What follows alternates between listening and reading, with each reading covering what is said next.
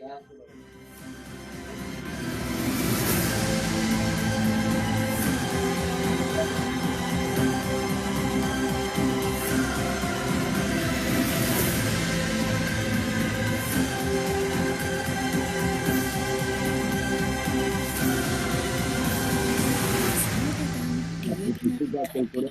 tema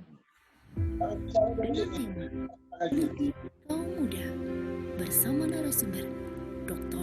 Ari Sujito, SOS MSI, Kepala Pusat Studi Kepemudaan UGM, Obed Kresna Widya Pratista SIP, Ati Fauziah SSI. Dan mari kita sambut Tuan Rumah Ketua KNPI Gunung Kidul, Heri Santosa.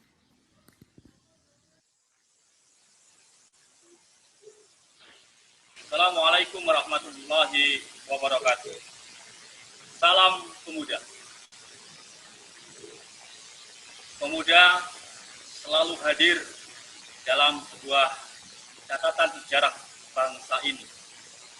Dari proses menyatukan Nusantara ini tahun 1908, kemudian terbentuknya Republik ini, peristiwa sumpahnya 1928, sampai kemudian merebut kemerdekaan 1945. Proses itu terus berlanjut sebagai catatan sejarah tinta emas generasi muda. Maka kemudian kita sebagai kaum muda harus mampu untuk meneruskan perjuangan pahlawan kita dalam membangun bangsa dan negara ini. Maka kemudian momentum yang paling tepat saat ini di gelaran pilkada secara serentak, kita generasi muda harus hadir untuk memberikan makna dan juga mengisi mengawal demokrasi. Pemuda adalah sosok yang dinamis, yang penuh dengan energi, optimis, yang diharapkan menjadi agen perubahan.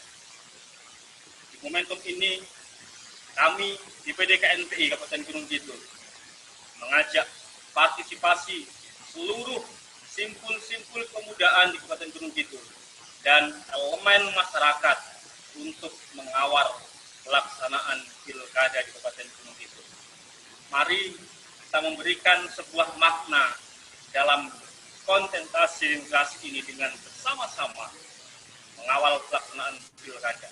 Maka kemudian Ikatan Muda Bicara bersama Kawal Pilkada yang diselenggarakan oleh DPD KNPI Gunung Kidul, kami ingin hadir untuk memberikan pendidikan politik pada generasi muda, sehingga kita tidak apatis terhadap politik. Pada akhirnya partisipasi pemilih nantinya akan semakin tinggi di dalam gelaran pilkada di Kabupaten Gunung Kidul. Kemudian mari bersama-sama kita ikuti webinar yang kedua ini dengan tema politik kaum muda. Untuk itu kita akan panggil moderator kita, Bung Paksi. Ya, baik, terima kasih Mas Heri Santosa selaku Ketua DPD KNPI Gunung Kidul. Selamat malam semuanya, saudara-saudara. Assalamualaikum warahmatullahi wabarakatuh. Sugeng rawuh kepada seluruh peserta webinar Muda Bicara 2, Politik dan Kaum Muda. Untuk malam ini total terdapat 45 peserta. Mengucapkan selamat datang, salam hangat dari kami di Gunung Kidul. Termasuk terima kasih juga pada ketiga pembicara kita pada malam hari ini. Yang pertama adalah Dr. Ari Sujito, yang kedua ada Mbak Ati Fauziah, Sarjana Sains, dan yang ketiga ada Mas Obed Kresna Widya Pratista, Sarjana Ilmu Politik. Baik, kepada saudara-saudara sekalian, bahwasannya webinar Muda Bicara 2 pada malam ini akan membicarakan terkait dengan bagaimana posisi kita sebagai kaum muda, atau mungkin banyak juga di sini kawan-kawan yang masih berposisi sebagai pemilih pemula, sebagai siswa yang mungkin sekarang berada di umur 17 ke atas, sehingga mungkin baru pertama kali memilih pada kontestasi pilkada besok pada 9 Desember. Harapannya acara ini dapat membantu kita merefleksikan bahwasannya apa yang bisa kita lakukan dan juga bagaimana sebaiknya kita sebagai kaum pemuda terlibat dalam proses politik dan proses kebijakan dalam pembangunan di Gunung Kidul. Baik, untuk mempersingkat waktu, sebelumnya saya akan membacakan sedikit kurikulum vitae dari masing-masing pembicara kita pada malam hari ini.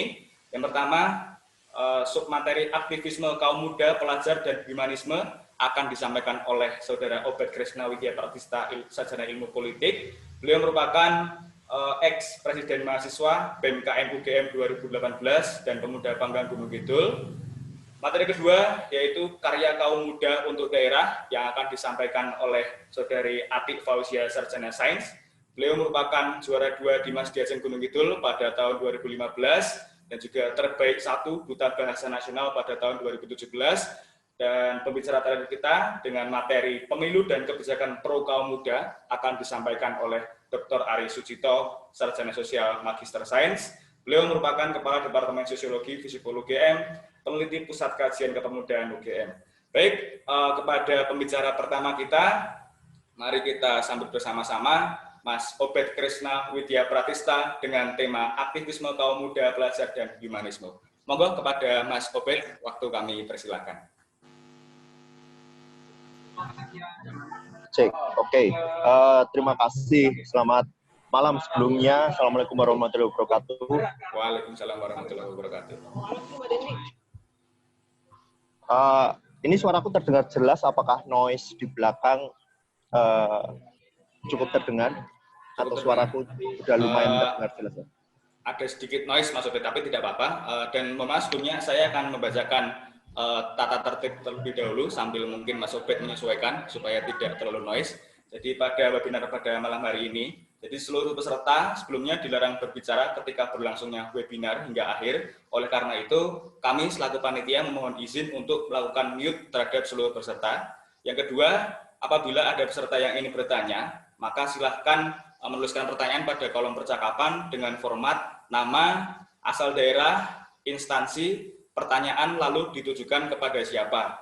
Lalu untuk nanti di akhir akan ada sesi foto bersama. Jadi kami harap seluruh peserta atau hadirin bersedia untuk memperlihatkan video seperti itu. Baik, kepada Mas Obed, apakah sudah bisa dilanjutkan? Oke, semoga suaranya lebih terdengar. Oke, sudah dengan baik, Mas Obed. Oke. Monggo, langsung saja. Oke, matur nuwun Mas Paksi. Sebelumnya, assalamualaikum warahmatullahi wabarakatuh. Salam sejahtera untuk kita semua, Om Swastiastu, Namo Buddhaya. Selamat malam teman-teman semua, teman-teman KNPI Gunung Kidul, matur nuwun atas kesempatannya. Ini pertama kali saya ikut diskusi acara KNPI Gunung Kidul. Akhirnya saya orang Gunung Kidul yang coret, soalnya Gunung Kidul coret karena KTP Gunung Kidul, lahir Gunung Kidul, tapi tidak pernah tumbuh besar di Gunung Kidul. Sekolahnya di Jogja. Tapi ini kesempatan saya untuk kembali ikut dalam diskusi teman-teman di Gunung Kidul dan saya sangat berterima kasih. Sebelumnya kemarin saya diajak sama Mas Josu, teman saya juga dari KNPI untuk mendiskusikan kira-kira politik. Kira-kira anak muda dalam konteks apa sikap anak muda dalam menghadapi pilkada Gunung Kidul khususnya di tahun ini, apa yang bisa kita lakukan. Tapi sebelumnya seperti Thor, saya perlu mungkin memberi gambaran terlebih dahulu. Kira-kira gimana sih karakteristik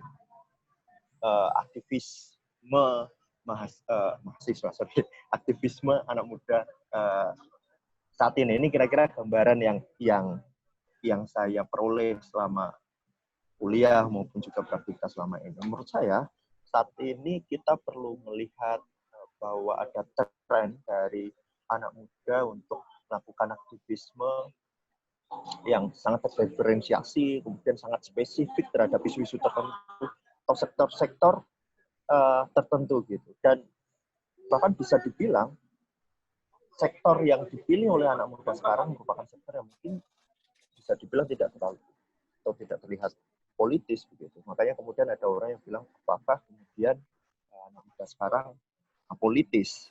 Ini pertanyaan yang menarik. Apakah anak muda sekarang apolitis? Jawabannya bisa iya, bisa tidak. Tapi mari kita lihat terlebih dahulu. Seperti apa karakteristiknya? Nah, sekarang anak muda ini kan kalau ikut aktivisme atau kegiatan di kampus maupun di sekolah dan sebagainya, kecenderungannya ini banyak yang sekarang lebih ikut lomba, kemudian ada yang memilih magang, ada yang kemudian ikut di bidang kesenian atau olahraga, bahkan juga yang kemudian mulai membentuk banyak sociopreneur gitu, atau wirausaha sosial. Pertanyaannya adalah apa yang kemudian menyebabkan anggapan bahwa anak muda ini kok sekarang tidak banyak yang tertarik atau terlibat dalam gerakan-gerakan politik misalnya di kampus dan sebagainya. Itu yang menjadi bahan diskusi teman-teman di kampus selama ini. Kenapa sih teman-teman kok lebih sering ikut lomba, lebih sering ikut hal-hal yang berbau minat dan bakat, ikut bikin usaha dan sebagainya daripada ikut diskusi, demo dan sebagainya. Pertama bisa jadi karena memang aturan di kampus yang atau di sekolah yang makin ketat untuk membuat anak muda ini, mahasiswa misalnya, fokus untuk bidang-bidang akademik maupun non-akademik, tapi yang bersifat profitable. Gitu. Tapi ada juga yang kemudian hal lain, misalnya bahwa kemajuan teknologi dan kemudian bagaimana informasi yang semakin terbuka ini, membuat kita menjadi tahu bagaimana kemudian memaksimalkan potensi diri dan sebagainya. Nah, aktivisme yang sebenarnya tidak, itu semua kan bisa dianggap tidak terlihat sebagai sebuah aktivisme yang politis begitu. Tapi apakah ini kemudian menjadi sesuatu hal yang bisa disebut sebagai hal yang tidak menguntungkan bagi dalam tanda kutip gerakan politik anak muda? Saya kira justru bisa jadi tidak. Bisa jadi malah ini bisa menjadi pintu masuk bagi pendidikan politik. Saya ingin menyebut bahwa kecenderungan atau tren aktivisme anak muda untuk membentuk komunitas, wirausaha sosial, kemudian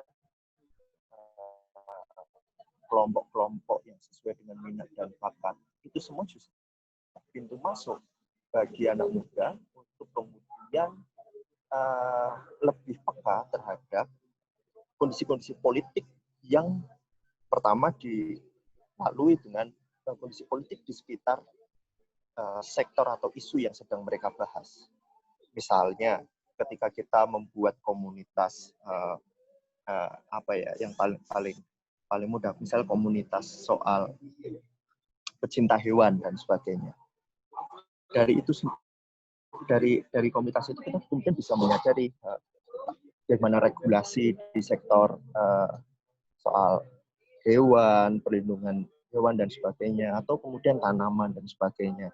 Atau kalau kita mau yang lebih spesifik lagi, misalnya membuat komunitas di desa.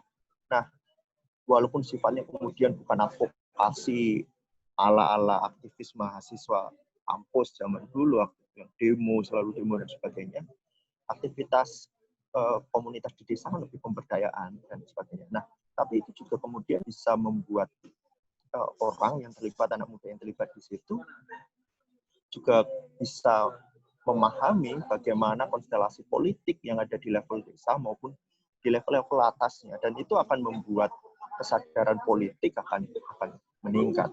Atau bidang olahraga pun juga seperti itu, kecintaan orang terhadap sepak bola misalnya, itu jangan kemudian dipandang sebagai sebuah gerakan apolitik atau sebagai aktivisme apolitik dari anak muda. Justru itu menjadi pintu masuk bahwa kesadaran politik dilalui dengan bagaimana mereka memahami tim kecintaan mereka, daerah yang tidak didukung atau menjadi alat politik bagi aktor politik tertentu dan sebagainya. Ini yang celah ini yang seharusnya bisa dilihat. Atau saya ingin contohkan, saya terlibat dalam Dimas Diajeng Gunung Kidul. Saya coba menggunakan contoh ini, kita bisa menggunakan Dimas Diajeng yang bahkan itu dilihat sebagai duta wisata yang berhubungan dengan, tidak ada hubungannya sama kerja-kerja politik dan sebagainya. Tapi saya meyakini bahwa Dimas Diajeng ini justru juga bisa menjadi pintu masuk untuk teman-teman anak muda di Gunung Kidul yang ikut Dimas Diajeng untuk lebih peduli terhadap isu-isu pariwisata yang menjadi arah pembangunan Gunung Kidul. Kalau teman-teman lihat kan memang pariwisata ini menjadi roda ekonomi Gunung Kidul. Tapi hal itu yang kemudian bisa didiskusikan terus-menerus lewat berbagai sektor, lewat berbagai komunitas, salah satunya Dimas Diajeng. Saya selalu percaya bahwa karakteristik anak muda yang tidak terlihat politik bisa menjadi pintu masuk bagi pendidikan politik, asalkan kemudian memang ada usaha yang cukup serius dari internal sendiri. Kalau memang dari partai politik yang seharusnya menyediakan fasilitas pendidikan politik ini tidak berjalan. Saya kira itu yang ingin saya sampaikan soal bagaimana kemudian melihat anak muda ini. Nah, ketika kita kemudian berbicara pada di level critical thinking, bagaimana menumbuhkan critical thinking di anak muda, ya itu tadi. Kita harus melihat celah-celah komunitas itu, pintu masuk komunitas sebagai pintu masuk untuk meradikalisasi kesadaran politik teman-teman, bahkan lewat komunitas-komunitas yang tidak politis sekalipun, tidak terlihat politis sekalipun. Seperti tadi saya contohkan lewat duta wisata yang bisa mendiskusikan. Nah, caranya bagaimana? Saya kira teman-teman KNPI ini kan dari berbagai komunitas, dari berbagai sektor, dari pendidikan ada, kemudian dari kepemudaan, olahraga, dan sebagainya, saya kira ada juga di sini. Nah, bagaimana kemudian kita di Gunung Kidul bisa membuat diskusi lintas sektor secara berkala di ruang publik dengan melibatkan berbagai lebih banyak aktor lagi dan mendiskusikan sesuatu yang sifatnya kebijakan. Itu akan sangat membantu untuk teman-teman di anak muda di Gunung Kidul yang terlibat dalam komunitas maupun yang ada di luar untuk bisa lebih terbiasa terpapar dengan isu-isu politik seperti itu. Nah, terakhir, bagaimana kemudian ketika kita dengan kacamata itu, bagaimana kemudian kita melihat pemilu atau pilkada di Gunung Kidul tahun 2019 ini.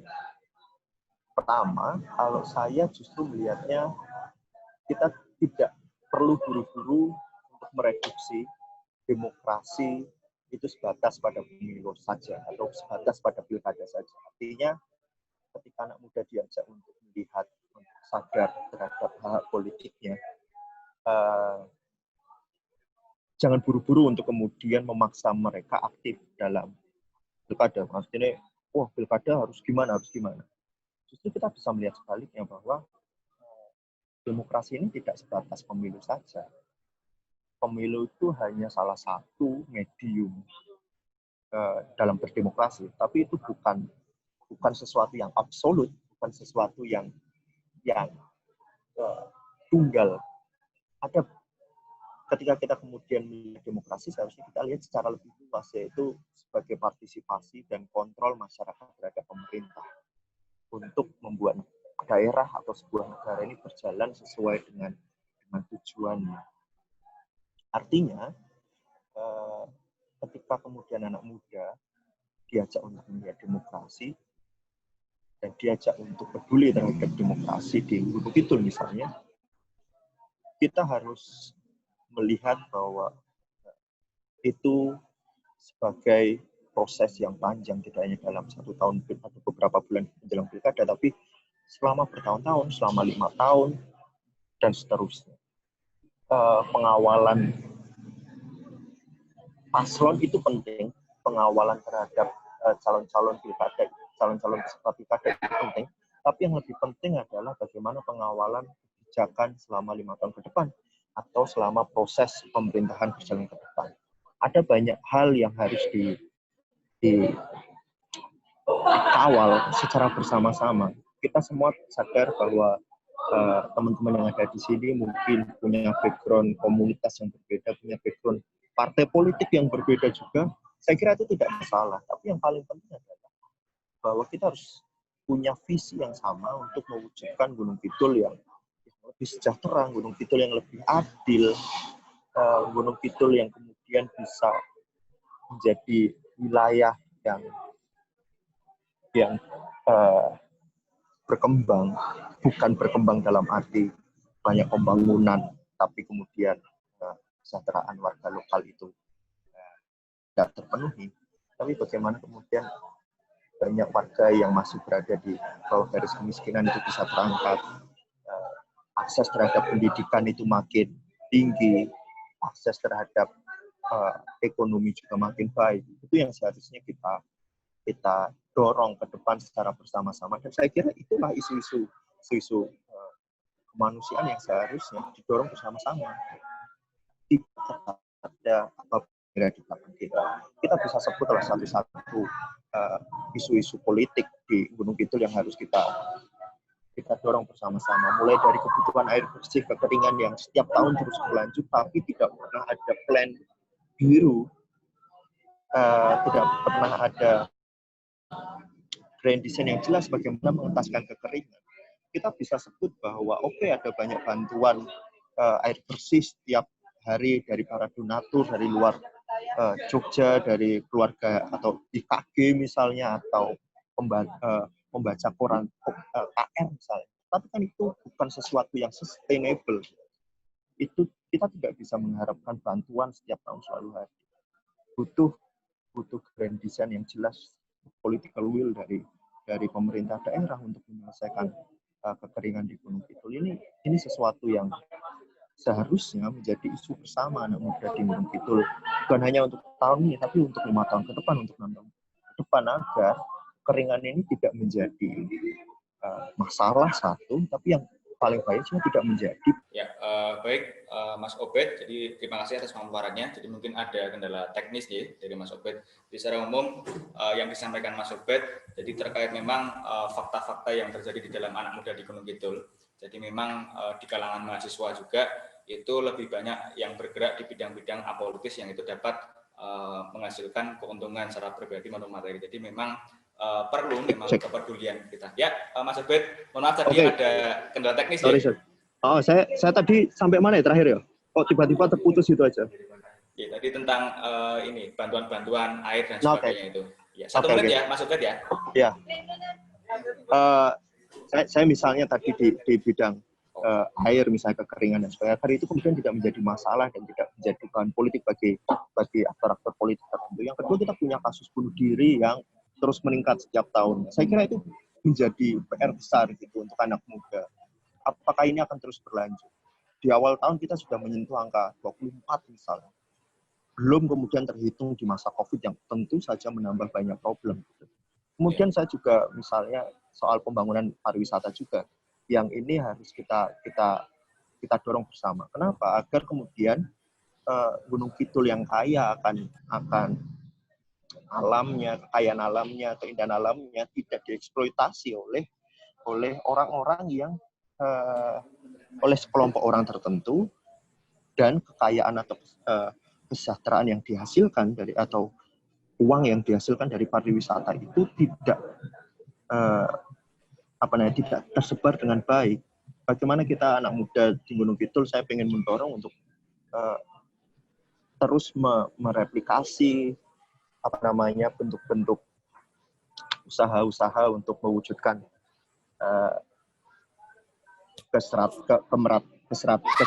kesetaraan ekonomi melalui pariwisata dan sebagainya, misalnya seperti pembentukan Pok Darwis di berbagai lokasi yang sudah berhasil, dan saya kira itu yang perlu didorong. Dan kemudian tidak korporasi-korporasi dari luar itu yang menguasai kekayaan di Gunung Kidul. Saya kira itu beberapa isu yang bisa saya sampaikan dan menjadi pemantik untuk diskusi kita ke depan. Begitu, terima kasih, thank you. Oke, jadi terkait dengan proses politik ya, jadi memang kita melihat harusnya proses politik yang berlangsung ini menjadi sebuah kejadian kemanusiaan. Jadi bagaimana menurut Mas Ubed nih melihat proses politik pilkada di Gunung Kidul besok ini, kita sebagai pemuda hadir juga turut terlibat bahwa memang proses pilkada ini merupakan proses politik yang memanusiakan. Monggo Mas Ubed. Oke.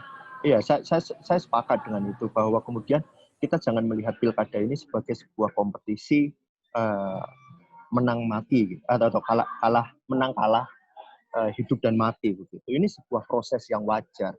Bagi saya pilkada itu sebuah cara yang seharusnya tidak dilihat sebagai sebuah pertarungan antara hidup dan mati antara satu calon ini dengan yang lain. Anak muda tentu saja, bagi saya yang paling penting adalah kemudian jangan mengamplifikasi isu-isu yang bisa memecah kohesivitas sosial di warga Gunung Kidul yang saya yakin itu sudah sangat kuat gitu. Isu-isu yang berbau intoleran, kemudian isu-isu yang sifatnya sangat dari berita-berita hoax dan sebagainya, itu yang saya kira harus berusaha untuk diredam oleh anak muda, dan itu yang perspektif soal pilkada ini sebagai sebuah momen yang saya kira harus ditanamkan ke anak muda. Gitu. Oke, siap. Oke, terima kasih Mas Obed atas materi yang disampaikan. Thank you. Mohon maaf kalau banyak masalah tadi soal koneksi. Siap, santai aja Mas Obed. Oke, selanjutnya kita menuju ke pemateri kedua. Kita sapa dulu bersama-sama Mbak Ati. Selamat malam Mbak Ati. Selamat malam semuanya. Iya, jadi Mbak Ati kan kedengeran, aman Mbak Ati?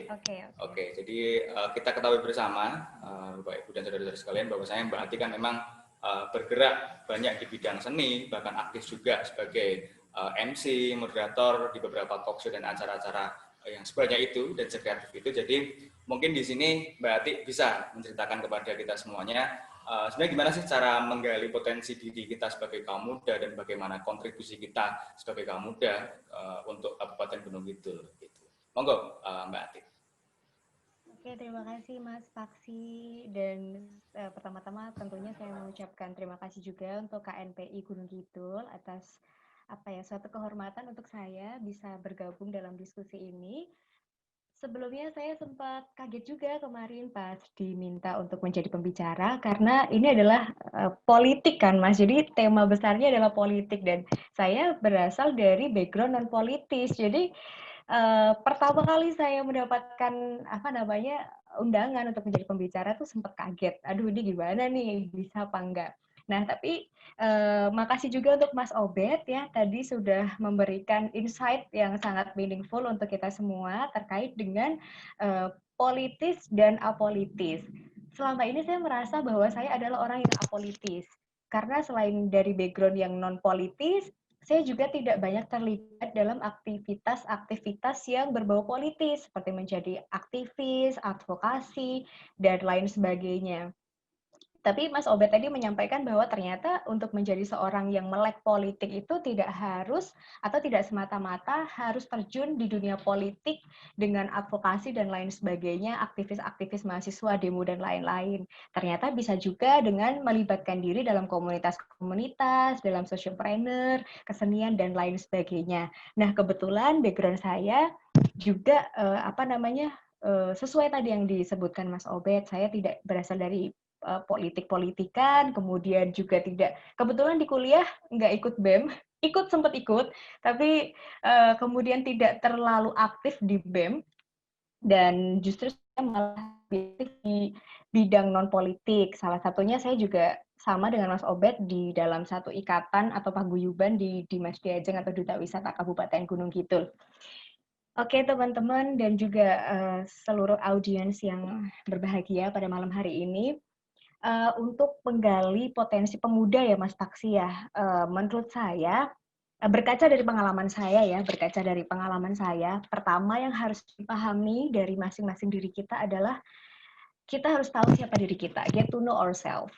Jadi apa sih yang sebetulnya membuat kita semangat, membuat kita berenergi, membuat kita passionate dan tidak merasa capek dalam melakukan hal itu. Itu yang pertama. Jadi kita harus benar-benar tahu, kita harus menilik ke dalam yang sebetulnya diri kita inginkan tuh apa, diri kita butuhkan tuh apa, dan tentunya buat kita berenergi. Lalu yang kedua, nanti kalau udah ketemu tuh yang dipinginin sama diri kita, ditekuni apa yang kepengen kita raih. Nah, terus kita ikuti kegiatan-kegiatan yang mendukung dengan itu. Lalu apa sih yang kepengen kita cari dari apa yang kita tekuni tersebut? Nah, dari situ nanti kita set goals, kemudian nanti kita akan cari jalan untuk menggapai goals yang sudah kita tentukan di awal. Jadi itu salah satu contohnya adalah saya itu sebetulnya cukup complicated background-nya ya, Mas Paksi dan teman-teman semuanya.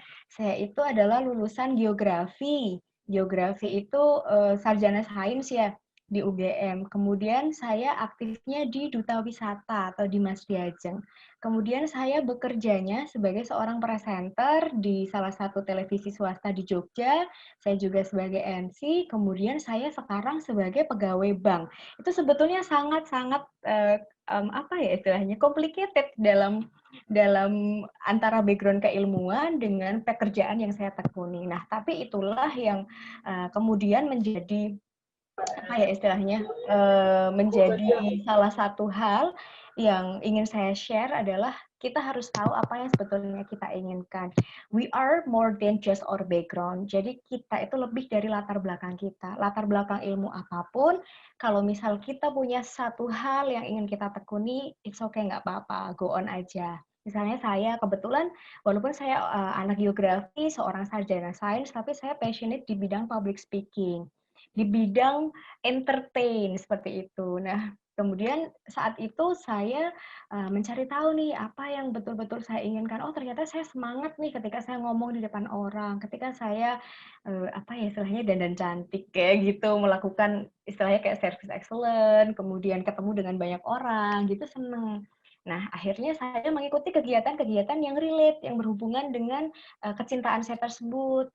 Saya terjun di pertama kali adalah Duta Wisata. Pertama kali Duta Wisata, saya ikut di Duta Wisata Kabupaten Gunung Kidul atau di Mas Diajeng. Nah, dari situ ketemu. Jadi, ketemu jalan untuk bertemu dengan orang-orang yang satu visi, kemudian orang-orang yang punya hobi dan kecintaan yang sama, dan ketemu jalan untuk mendapatkan pekerjaan dan juga kesempatan-kesempatan lain dari situ. Nah, jadi walaupun kita dari bidang studi yang berbeda, background yang berbeda, tapi ketika kita punya satu hal yang ingin kita fokuskan, kita tekuni, dan kita cintai, menurut saya go on aja gitu. Kemudian, oh iya, habis set goals, jangan lupa untuk make it happen. Itu sih kuncinya adalah kita menentukan tujuan, kita fokus, kita tekuni, kita libatkan diri kita di kegiatan-kegiatan yang mendukung, dan semoga bisa tercapai atau make it happen. Gitu sih. Kemudian kemarin ada lagi ya, peran pemuda untuk Gunung Kidul ya. Oke, jadi peran pemuda untuk Gunung Kidul ini sebenarnya banyak sekali yang bisa kita lakukan dari background apapun itu, dari latar belakang apapun itu. Salah satunya adalah kita bisa jadi supporting agen nih untuk Kabupaten Gunung Kidul. Kita bisa menjadi agen pendukung untuk produk-produk unggulan Kabupaten Gunung Kidul. Salah satunya adalah wisata ya. Wisata ini kan memang sudah bukan hal asing lagi untuk masyarakat Kabupaten Gunung Kidul yang merupakan unggulan kita di Kabupaten Gunung Kidul. Nah, untuk menjadi supporting agen ini, menurut saya tidak harus semata-mata menjadi duta wisata atau menjadi istilahnya yang berhubungan langsung begitu dengan Dinas Pariwisata atau dengan Pemda. Tidak harus, karena sekarang kemajuan sosial media ini luar biasa. Jadi, pemuda-pemuda Kabupaten Gunung Kidul ini dengan berbagai kesibukannya, dengan kegiatan-kegiatannya, dengan konten-konten positifnya melalui media sosial, bisa juga menjadi supporting agen, salah satunya untuk pariwisata di Kabupaten Gunung Kidul. Karena apa? Karena dengan kita mendukung pariwisata Kabupaten Gunung Kidul, kita juga otomatis mendukung dalam upaya peningkatan PAD kita, pendapatan asli daerah. Nah, kalau pendapatan asli daerah kita tinggi, itu nanti bisa dialokasikan untuk mendukung sarana dan juga prasarana di Kabupaten Gunung Kidul, salah satunya adalah pendidikan. Dan juga tadi disebutkan Mas Obed di awal ya tentang air bersih, karena ini masih menjadi problem kita sih, air bersih ini, walaupun sudah ada teknologi-teknologi yang masuk. Dan terutama pendidikan sih, menurut saya pendidikan. Karena salah satu tantangan pemuda di Kabupaten Gunung Kidul ini relate sekali dengan pendidikan. Bagi saya seorang anak yang kecil lahir tumbuh di Kabupaten Gunung Kidul itu merasakan sekali. Jadi dinamika seorang anak Gunung Kidul yang kemudian bersekolah di luar Gunung Kidul, bahkan Jogja ya, maksudnya di Jogja, Gunung Kidul kan masih Jogja. Tapi ketika kita ke Jogja dan orang-orang tahu kita adalah orang Gunung Kidul, itu banyak sekali yang kemudian istilahnya kayak agak underestimate gitu ya teman-teman ya. Mungkin teman-teman juga pernah mengalami. Nggak usah jauh-jauh ke Jogja deh. Dulu saya sekolah di Wonosari aja, saya dari Pelayan, itu udah kayak yang, ih apa sih deso. Jadi masih ada perasaan-perasaan seperti itu. Pemuda-pemuda Gunung Kidul ini dari beberapa yang saya jumpai dan dari pengalaman saya sendiri, mereka masih merasa kayak merasa kecil, merasa deso, merasa tidak punya privilege seperti teman-teman dari kota lain. Begitu. Jadi salah satu hal yang harus kita tekankan dan kita ingin garis bawahi untuk pengembangan pemuda di Kabupaten Gunung Kidul ini salah satunya adalah yang pertama meningkatkan kepercayaan diri. Ini pertama dan juga utama. Dengan kepercayaan diri yang tinggi, ini udah nggak ada lagi yang merasa minder, merasa kurang privilege dan lain sebagainya. Karena menurut saya dengan kita merasa minder, segala potensi diri kita itu tidak akan keluar, teman-teman. Jadi kita harus percaya diri dulu, kita percaya dengan kemampuan diri kita, kemudian kita nanti bisa bebas berekspresi. Jadi itulah salah satu yang sebetulnya sangat-sangat kita butuhkan ini untuk mendukung kemajuan para pemuda Kabupaten Gunung Kidul. Sorry teman-teman, ini kameraku kemudian ke ini ya, ke freeze. Oke, Mas Paksi. Oke, Ada lagi? Oke Mbak, jadi memang benar ya yang dibilang oleh Mbak Ati bahwasanya memang ya kita itu harus tahu dulu potensi diri kita seperti apa, dan kita juga harus pede, dan apapun background kita ya itu tidak mempengaruhi 100% bagaimana kita untuk mengembangkan diri ya Mbak Ati ya. Betul, setuju banget Mas Paksi. Terus ini ada satu lagi nih Mbak Ati. Yes. Perspektif Mbak Ati nih tentang tantangan kaum muda di Gunung Kidul nih, terkait dengan ruang-ruang yang ada di Gunung Kidul, bagaimana kendala-kendala mungkin yang pernah dialami oleh Mbak Ati dan bagaimana untuk mengatasi, atau mungkin kenyataan yang sedang kita hadapi, dan apa sih yang sebaiknya bisa kita lakukan dengan kondisi yang mungkin sekarang ada di Gunung Kidul gitu Mbak Ati. Monggo. Oke, Mas Paksi. Jadi tadi sudah saya singgung ya terkait dengan perasaan apa ya, lebih kepada perasaan kepercayaan dirinya teman-teman di Kabupaten Gunung Kidul.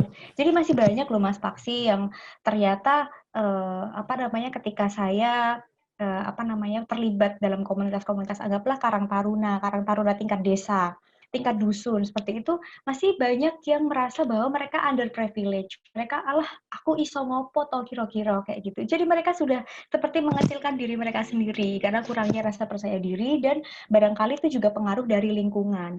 Nah, ini sebetulnya yang perlu kita bersama-sama, terutama teman-teman yang sekiranya sudah punya banyak pengalaman di luar, kemudian punya background yang beragam, ini untuk bisa merangkul ruang-ruang kepemudaan dari tingkat dusun, dari tingkat desa, karena beda banget Mas. Jadi semisal kita di forum ini rata-rata audiensnya adalah teman-teman yang memang mereka peduli dengan isu-isu yang sedang kita bahas. Jadi kita bisa nyambung nih, bisa inline dengan teman-teman semuanya, kita bisa satu frekuensi, satu visi. Tetapi ketika kita menilik ke ruang-ruang kepemudaan yang lebih kecil, yang lain di luar ini, yang lebih heterogen, salah satunya misal di Karang Taruna tingkat desa, itu tantangannya luar biasa. Jadi orang-orangnya lebih heterogen, kemudian apa yang kita sampaikan ini betul-betul harus menyesuaikan dengan kondisi mereka. Karena ketika kita bercerita, niatnya mau menginspirasi, tapi ketika kita nanti bercerita terlalu tinggi, nanti mereka malah jadi minder, malah jadi kowe iso lah aku piye, kadang-kadang kayak gitu kan.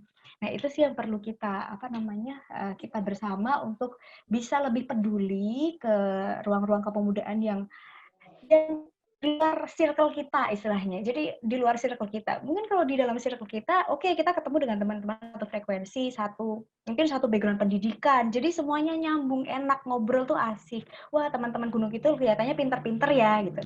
Tetapi ketika kita kembali ke desa, kemudian kita bertemu dengan teman-teman dari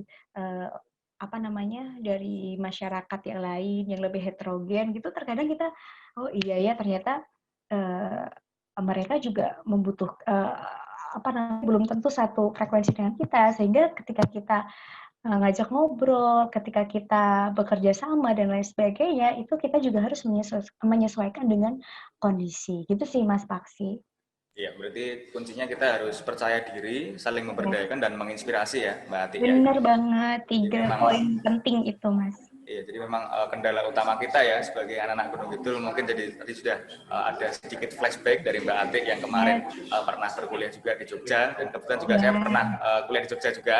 Jadi adalah beberapa teman-teman kita yang mungkin masih merasakan hal-hal seperti itu, dan pada akhirnya ya kita harus percaya diri dulu, saling memberdayakan dan saling menginspirasi, karena bagaimanapun juga potensi-potensi anak Gunung Kidul itu luar biasa. Potensi-potensi anak Gunung Kidul luar biasa, dan ketika memang sedang berkelana di Jogja ataupun di daerah-daerah yang lain, dan itu harus kita dorong dan kita ajak juga untuk bergerak di kampung kita sendiri di Gunung Kidul, jadi supaya tidak banyak juga aktif di luar, tapi juga harus ada kontribusi di dalam ya Mbak Ati ya.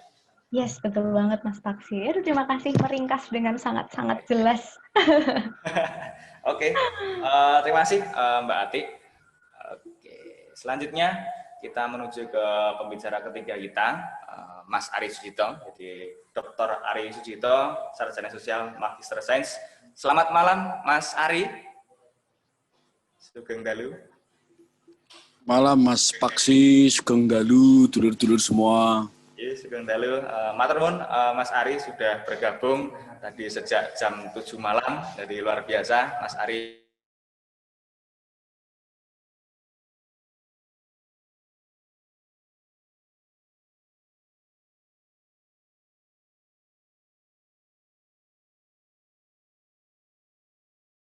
Kok Pak Ari? Mohon maaf. Gimana, Mas? Tadi ada kendala teknis sepertinya ya, terkait dengan jaringan. Baik, Sugeng Dalu sekali lagi, Mas Ari Sujito, matur nuwun sudah bergabung. Bagaimana kabar, sehat? Alhamdulillah nggih, pangasinipun Mas Ari. Sehat walafiat.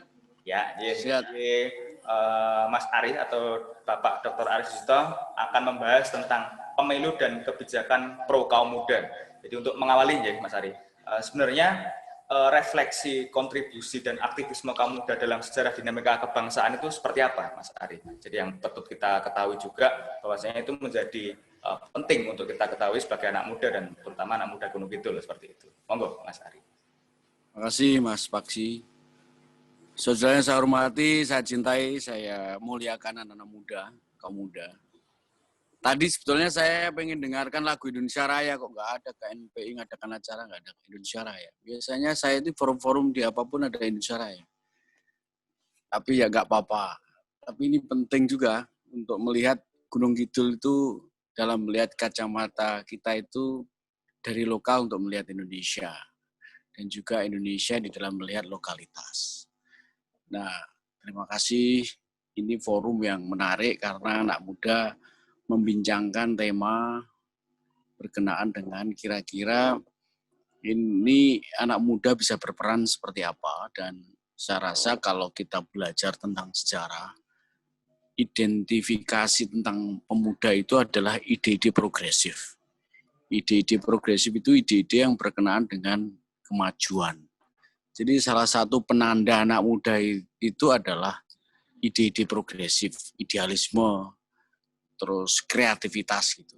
Kalau anak muda kok iso mung turu-turu ra cetha, mung ning warung dundang-dundung njaluk duit, itu sebetulnya itu penanda konservatisme. Anak muda kok nggak kritis itu tanda-tanda penuaan dini gitu. Kalau anak muda kalau sudah cenderung kompromi pada kapitalisme lah, itu sebetulnya udahlah, itu pensiun dini saja gitu. Nah, cuman memang sejarah itu harus dibaca secara jernih. Tantangan masa lalu, hari ini, dan mungkin ke depan tentu berbeda. Sekalipun sejarah itu selalu memberi pelajaran berharga buat kita.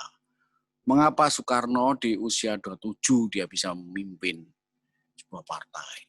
Mengapa Soekarno selalu berpikir tentang kemajuan, tentang imperialisme, neokolonialisme, di mana waktu itu belum terjadi besar-besaran seperti sekarang. Globalisasi itu sebagai fenomena kali ini dan ke depan itu juga pernah menjadi bagian perbincangan masa lalu. Nah, kalau hari ini itu kita pikirkan masa depan kita mau kemana, ya kualitas hari ini akan menjadi penentu masa depan. Kalau anak muda hari ini kritis seperti kalian-kalian semua, maka masa depan Gunung Kidul dan bangsa Indonesia makin baik.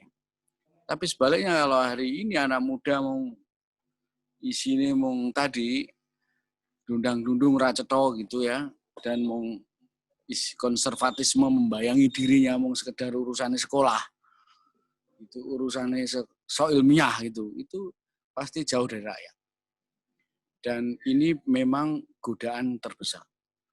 Bahwa di era dulu itu zaman kemerdekaan, kemudian era Orde Baru, reformasi awal termasuk saya jalani, itu tantangannya hari ini berbeda. Kalau era sekarang ini menghadapi situasi bagaimana mengatasi kemiskinan, ketidakadilan, mengatasi tentang tadi yang disebut dengan keterbelakangan. Ya, pembicara sebelumnya sudah bercerita dengan baik. Nah, kemampuan anak muda itu menerjemahkan problem hari ini apa? Nah, itu tidak mesti seorang sarjana. Tadi misalnya Mbak Ati sudah berbicara mengenai apa yang kita lihat tentang pariwisata. Terus sebelumnya Obed bicara soal bagaimana kreativitas anak-anak sekarang yang perlu diperhatikan. Kalau saya berpikir anak muda itu harus berpolitik, tapi berpolitik kan tidak harus masuk partai. Ya. Nah sekarang ini ada gejala di Indonesia, orang mendambakan demokrasi tapi anti politik.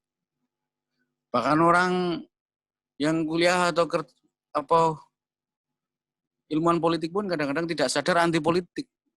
Nah, itu bahaya itu. Misalnya gini, demokrasi di Indonesia itu selalu mengedepankan aspek hukum. Padahal hukum itu hanyalah salah satu instrumen gitu. Kadang-kadang itu menjadi tujuan. Sama juga pembangunan. Pembangunan ini adalah alat menuju keadilan, menuju kemakmuran ya. Tapi seringkali pembangunan menjadi tujuan. Misalnya pemerintah daerah itu berjibaku mengenai perencanaan pembangunan. Tapi hari ke hari ya sama aja, tiap tahun ya perencanaannya sama. Anak muda juga begitu. Ngomong kreativitas, ngomong alasannya emang beban sekolah gitu. Yo siapapun pasti bisa bersiasat dong. Dulu di zaman aktivitas sekolah yang terbatas, kenapa orang bisa belajar tidak harus sekolah di kampus? Ya tuh. Belajar buku sendiri, terus berkarya gitu.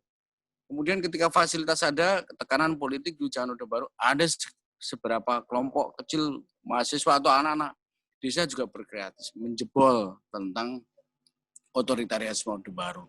Kali ini juga begitu, sama beban zaman saya juga state corporatism, kapitalisasi yang mulai awal gitu. Sekarang juga begitu. Nah, sekarang tergantung kita mau nggak berpikir kritis untuk menyiasati itu semua.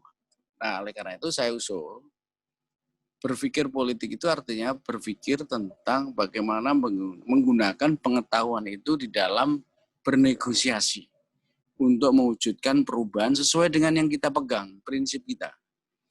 Nah, saya rasa di Gunung Kidul itu banyak orang hebat itu. Kepala desa banyak yang asosiasi yang begitu aktif. Terus jaringan organisasi sipil juga bagus lumayan. Saya sering ketemu dengan mereka itu. Nah ini anak muda tinggal menjemput aja mereka. Jemput untuk bisa membawa perubahan. Karena brand Gunung Kidul juga makin membaik. Saya bangga kalau anak muda memperhatikan isu itu. Jadi isu-isu air bersih, terus isu tentang kemiskinan, isu pariwisata itu, isu-isu yang satu sama lain berkontestasi. Tergantung anak muda memilihnya apa. Milihnya memperoleh modal gitu, keuntungan daerah, keuntungan desa gitu ya, menjadi saudagar-saudagar gede gitu, atau menjadi orang yang critical thinking tentang ekologi, terus orang tentang memberdayakan. Ya kalau sebagian besar udah mikir tentang investasi, ngapain anak muda mikir investasi? Ya mikirlah tentang bagaimana potensi kerusakan ekologi. Ya kalau sebagian besar udah mikir tentang perencanaan bangunan, ngapain anak muda mikir itu? Mikirlah tentang kreativitas di bidang seni untuk identitas Gunung Kidul, supaya kohesi sosial, berpikir kritis, kreativitas itu tumbuh. Jadi kita bisa berpikir itu out of the box, keluar dari sangkar atau kotak yang menjadi mainstream. Nah itu catatan pemuda. Kalau pemuda mau ngombyong tok itu berarti ya itu apa kayak genduri mengamini tok itu. Nah kita harus berpikir itu, berpikir kreatif. Karena saya percaya anak-anak Gunung Kidul itu pinter-pinter, cerdas-cerdas itu. Bahwa stigma itu kan stigma masa lalu gitu, mengenai Tiwul yang seolah-olah buktinya sekarang kreativitas Tiwul bisa menjadi bagian dari kreativitas pangan. Terus ekologi juga mulai dibicarakan. Nah, saya bangga itu anak-anak muda yang jadi kepala desa, jadi BPD, bekerja untuk pemberdayaan di komunitas. Nah, itu adalah cara kita untuk membangun identitas. Misalnya kayak di Sleman itu tata ruangnya buruk gitu. Terus kota juga agak ruwet itu tak lihat. Yogyakarta ini kecil tapi menurut saya banyak sekali problem serius. Nah, Gunung Kidul ini lagi mekar ya. Di mana-mana desa wisata tumbuh. Tapi sebagian besar baru mikir paradigma pertumbuhan ekonomi itu Gunung Kidul. Mikirlah pemerataan. Kira-kira 10 tahun yang akan datang di mana anak-anak muda besok memiliki posisi itu jangan sampai ekologinya krisis, kebudayaan juga jeblok gitu. Nah yang kayak gitu-gitu yang saya ingin ajak supaya keseimbangan diskurs itu terjadi. Jadi kalau misalnya hari ini saya apresiasi pertumbuhan pariwisata di Gunung Kidul, tapi jangan lupa harus berbicara tentang 10 tahun yang akan datang itu pemerataan ekonominya terjadi enggak. Nah karena itu dicegah jangan sampai kerusakan ekologi, terus ketimpangan terjadi, terus kemudian pertumbuhan tidak menghasilkan pemerataan. Nah yang kayak gini harus perbincangan anak-anak muda gitu. Nah mengapa begitu penting? Karena anak muda itu visioner. Yang membuat anak itu di sini punya, mas, halo, itu punya ide kritis yang sepak untuk gaya position. Ini tantangan buat anak muda dengan ada misalnya pendampingan desa itu. Saya berapa kali di Gunung Kidul itu, Wirawiri ke Gunung Kidul itu asik di sana itu. Banyak pertumbuhan gitu. Nah, anak-anak muda dampingi itu mereka supaya kreatif gitu. Karena saya yakin dengan peran anak muda itulah nanti Gunung Kidul akan makin besar. Nah, soal pemilu ya tadi benar memang pemilu itu adalah salah satu bagian saja membicarakan tentang masa depan. Nah, yang kita perlukan adalah soal bagaimana pemilu yang pro rakyat ya. Pemilunya sendiri sudah aturannya udah jelas gitu. Kontennya sekarang, kontestasinya, edukasinya, pendidikan pemilihnya itu yang perlu dilakukan. Anak muda bisa menggunakan media sosial bukan untuk menyebarluaskan hoax, tetapi untuk bisa mengajak masyarakat berpikir kritis. Berpikir yang kira-kira tidak semata-mata pemilu sebagai bagian dari rutinitas pergantian kekuasaan. Misalnya, kalau misalnya di daerah itu ada sengketa ya, soal identitas, agama, etnis, itu udah tidak zamannya. Hari gini kok sengketa soal itu. Nah, bagaimana anak muda ya harus berperan itu untuk mengingatkan supaya tidak terjebak pada itu. Nah, saya punya harapan ini karena apa? Paradigma saya itu mari membangun Indonesia dari pinggiran. Gunung Kidul yang selama ini tereksklusi oleh paradigma lama itu harus dibangkitkan. Pertumbuhan, perspektif, pendekatan dan sebagainya Gunung Kidul. Teman-teman anak-anak muda harus bangkit, membuat pandangan-pandangan pemikiran yang selama ini itu dibutuhkan rakyat Gunung Kidul. Nah, dengan cara seperti itu maka check and balances terjadi. Ya, demokrasi kita itu kan tandanya adalah ada partisipasi, tapi juga ada check balances. Seperti apa? Ya, taruhlah misalnya begini. Ini gara-gara COVID-19 ini, ya, pandemi COVID-19 ini remuk semua, ya. Eropa remuk, Amerika bangkrut gitu. Ini membuktikan bahwa pasar itu tidak mampu menjaga keseimbangan. Ya, bangkrut ini kapitalisme internasional. Nah, ini momentum buat kita kalau kapitalisme internasional bangkrut gitu. Daerah harus menata diri. Kalaupun menjalani tentang pembangunan harus punya visi menciptakan kemandirian, otentisitas pikiran anak-anak muda ditumbuhkan. Indonesia ini coba lihat ya, dari Sabang sampai Merauke. Kalau pertukaran ekonomi, perdagangan, sistem kerjasama itu dibangun, kita akan memiliki kekuatan yang luar biasa. Nah, anak-anak muda ya, saya setuju kalau anak-anak muda dengan ada yang latar belakang hukum, ada latar belakang politik, ada latar ekonomi, terus kemudian teknologi, geografi, atau ini harus berdialog, ya, mengawal diskursus agar sesuai dengan track dan agenda besar cita-cita itu. Jauh sibuk di dewe, nek sibuk di dewe rumet nih. Nanti kalau sibuk di dewe ukurannya anak muda itu berapa kantong diisi dengan uangnya gitu, waduh.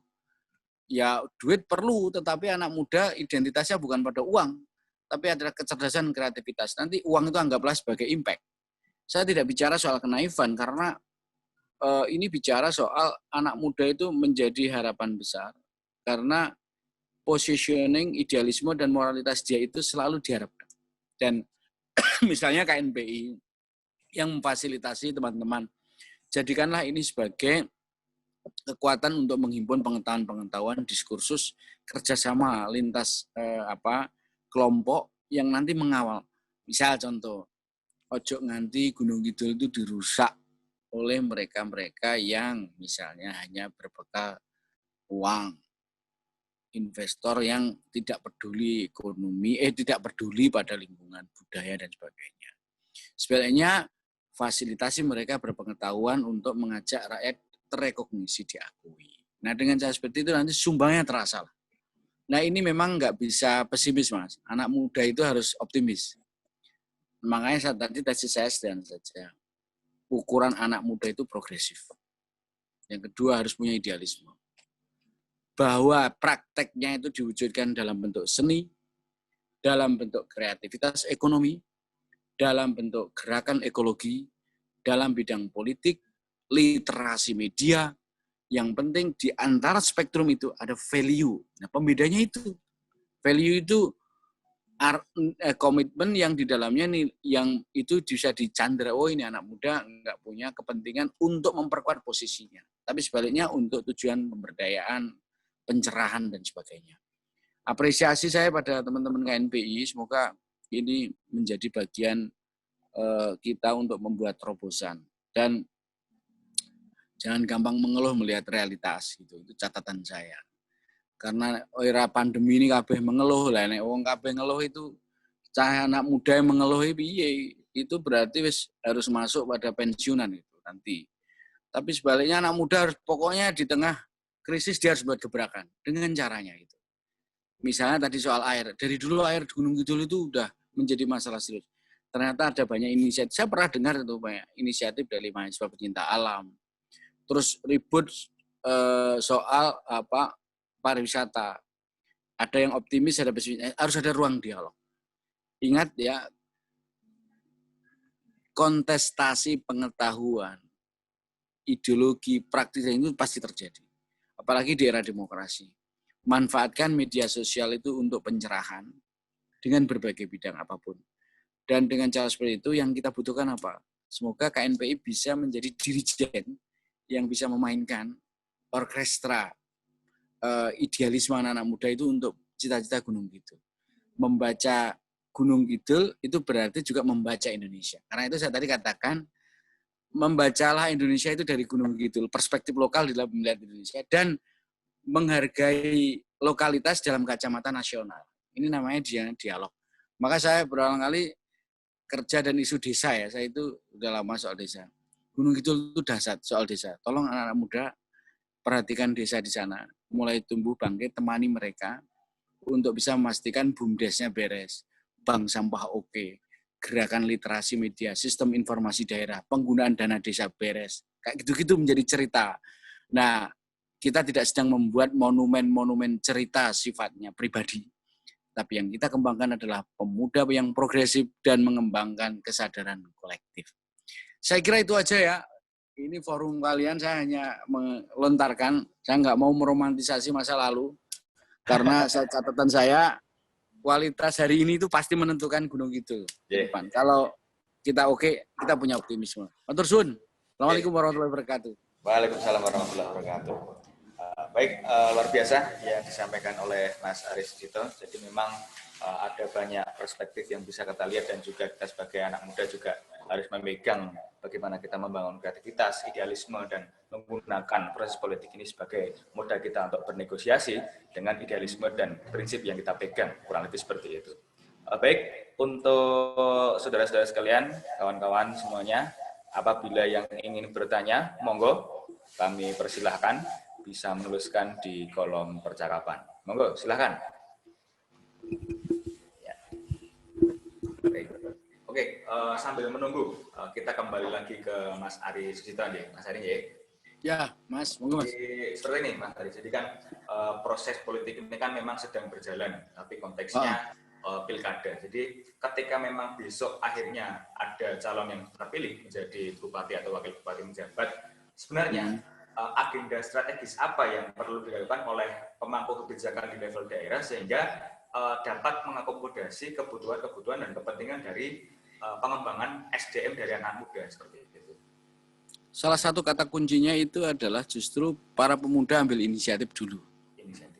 Jangan menunggu pemerintah, jangan menunggu partai politik, jangan menunggu perangkat, ambil inisiatif. Inisiatif dalam apa?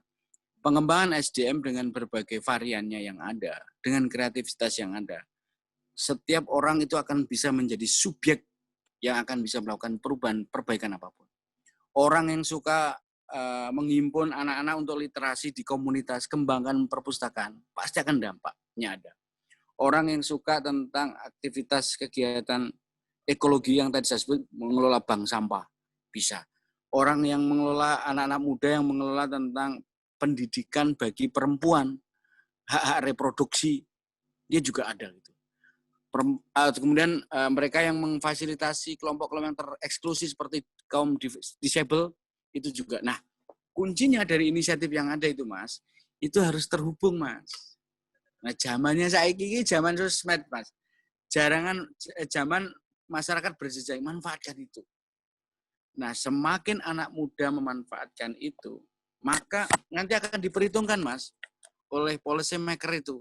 Entah para kandidat pilkada, oleh pemerintah, birokrasi, oleh parlemen, dan sebagainya. Nah, anak muda itu harus ke depan menjadi rujukan. Berkuasa itu kan kalau pakai teorinya Foucault, tidak mesti puasa politik formal. Kita punya informasi dan punya pengetahuan itu juga berkuasa loh. Ya, coba. Sekarang ini kalian yang jadi YouTuber itu. Wah, Anda followernya banyak sekali, subscribe, kemudian view-nya. Nah, kalau pesan Anda baik di situ, wah itu dahsyat itu. Anda diikuti baik. Nah, jangan sampai jadi YouTuber tujuannya mau golek duit tok. Wong tujuannya mau di like kemudian di subscribe terus di situ menghasilkan, jangan hanya itu, manfaatkan media sosial itu pesan-pesan untuk mencintai ekologi, humanisme, soal keadilan, ya, cinta tentang kohesi sosial, pluralisme gitu dong. Mau mehek-mehek lalu dapat rekening banyak di YouTube, menurut saya itu nggak menarik gitu. Nah, misalnya orang yang suka musik, manfaatkan musik itu untuk pesan perdamaian. Orang yang suka lukis juga ada misi ke sana. Nah, saya katakan, saya bukan anti soal itu, tapi saya justru mendorong anak muda dengan kreativitas masing-masing harus punya misi kemanusiaan, harus punya misi keadilan. Misi politik itu harus diterjemahkan dengan konsep yang membumi. Karena itu, ya ide-ide, kumpulkan persoalan-persoalan yang muncul, Tapi anak-anak muda bukan zamannya sekarang mau sekedar komplain, tapi dengan kreativitas yang ada itu saya percaya dia akan makin diperhitungkan. Gitu Mas Paksi. Siap. Oke, ini ada pertanyaan dari Mas Eko dari Gunung Kidul dan komunitas Gunung Kidul Inspirasi. Pertanyaan untuk Pak Ari dan Mas Obed. Nah, ini. Bagaimana pandangan seharusnya peran anak muda dalam politik transaksional, lalu kemudian hal tersebut mampu bermanfaat bagi sesama? Suwun. Oke, sebelumnya juga ada pertanyaan dari Mas Sandi. Jadi ini untuk semuanya deh. Bagaimana cara memulai ekosistem kesadaran politik dalam jejaring kaum muda? Oke, silakan. Mungkin untuk Mas Obed terlebih dahulu bisa menjawab pertanyaan dari Mas Eko. Monggo, silakan Mas Obed. Matur nuwun. Terima kasih atas pertanyaan itu. Tadi Sandi juga tanya ya sebenarnya. Ada pertanyaan satu juga. Menurutku menarik juga itu pertanyaannya. Saya kira seperti yang sudah saya sampaikan tadi di depan gitu, bahwa justru kesadaran politik itu bisa dimulai dari komunitas masing-masing yang mungkin bagi banyak orang tidak terlalu politis seperti tadi, tapi justru itu bisa dimulai dengan komunitas masing-masing mendiskusikan apa yang berhubungan kebijakan, yang berhubungan dengan sektor yang menjadi fokus dari komunitas tersebut. Misalnya, kalau nggak salah Mas Sandi membuat komunitas gym yang fokus di bidang pendidikan misalnya. Yaitu mulai teman-teman di gym mendiskusikan bagaimana kebijakan pendidikan di daerah, di Gunung Kidul maupun DIY dan juga nasional. Itu yang saya kira harus dimulai dari internal masing-masing komunitas. Baru kemudian saya juga sebenarnya mau mendorong dan pengen ngajak juga dari saya, misalnya dari Mas Diajeng, ngajak teman-teman di bidang lainnya untuk mendiskusikan bagaimana kebijakan pariwisata di Gunung Kidul agar kemudian pariwisata benar-benar menjadi medium untuk mensejahterakan warga Gunung Kidul. Itu yang saya kira harus dimulai dan segera dimulai gitu. Diskusi lintas komunitas di Gunung Kidul ini yang harus kita perkuat terus ke depan. Nah, yang kedua, politik transaksional. Politik transaksional apa dulu maksudnya? Kalau yang ditransaksikan adalah misalnya paslon mentransaksikan minta dukungan anak muda, terus kita membuat kebijakan-kebijakan yang pro anak muda, menyediakan ruang publik yang banyak, kemudian akses pendidikan yang murah misalnya, ya itu tentu transaksi yang baik. Gitu. Tapi transaksi yang buruk tentu saja, misalnya politik uang dan sebagainya, itu yang harus kita hindari. Saya selalu berpikir bahwa kalau ada yang memberi uang ya diambil, tapi tidak memilih, karena itu pilihan harus kembali lagi ke fisik kita terhadap pembangunan itu seperti apa. Itu harus kembali ke sana. Saya kira itu yang semangat untuk membuat pilkada ini menjadi pertarungan visi dan gagasan dan kebijakan, itu yang harus didorong oleh anak muda. Jangan sampailah generasi yang memilih berdasarkan uang, memilih berdasarkan sangu dari calon, itu terus kita produksi ke depannya. Seperti tadi Mas Ari bilang, itu ya anak muda yang progresif kalau dalam pilkada ya kemudian meninggalkan budaya-budaya lawas, meninggalkan budaya-budaya patron klien dengan uang itu yang saya kira harus kita mulai tinggalkan. Dan semangat itu harus disampaikan ke tetangga kita, keluarga kita, dan sebagainya. Oke, Mas Basben. Lalu Mas Ari, monggo silakan bisa menjawab pertanyaan dari Sandi dan Mas Eko. Jadi pertanyaan pertama dari Sandi, ini bagaimana cara memulai ekosistem kesadaran politik dalam jejaring kaum muda, dan pertanyaan dari Mas Eko. Jadi ini bagaimana pandangan seharusnya peran anak muda mungkin dalam konteks politik yang masih ada beberapa kejadian yang transaksional, lalu kemudian hal tersebut mampu bermanfaat bagi sesama. Monggo, Mas Ari. Ya, kesadaran politik itu sebetulnya pasti dimiliki oleh anak-anak muda. Cuman kadarnya itu berapa derajat atau berapa persen. Itu mesti ono. Terus lalu berpolitik itu penting menurutku.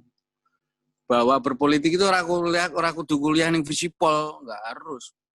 Rakyat bernegosiasi, bertarung, kontestasi di Pilkades itu juga berpolitik. Kalian memilih ketua KNPI itu juga berpolitik.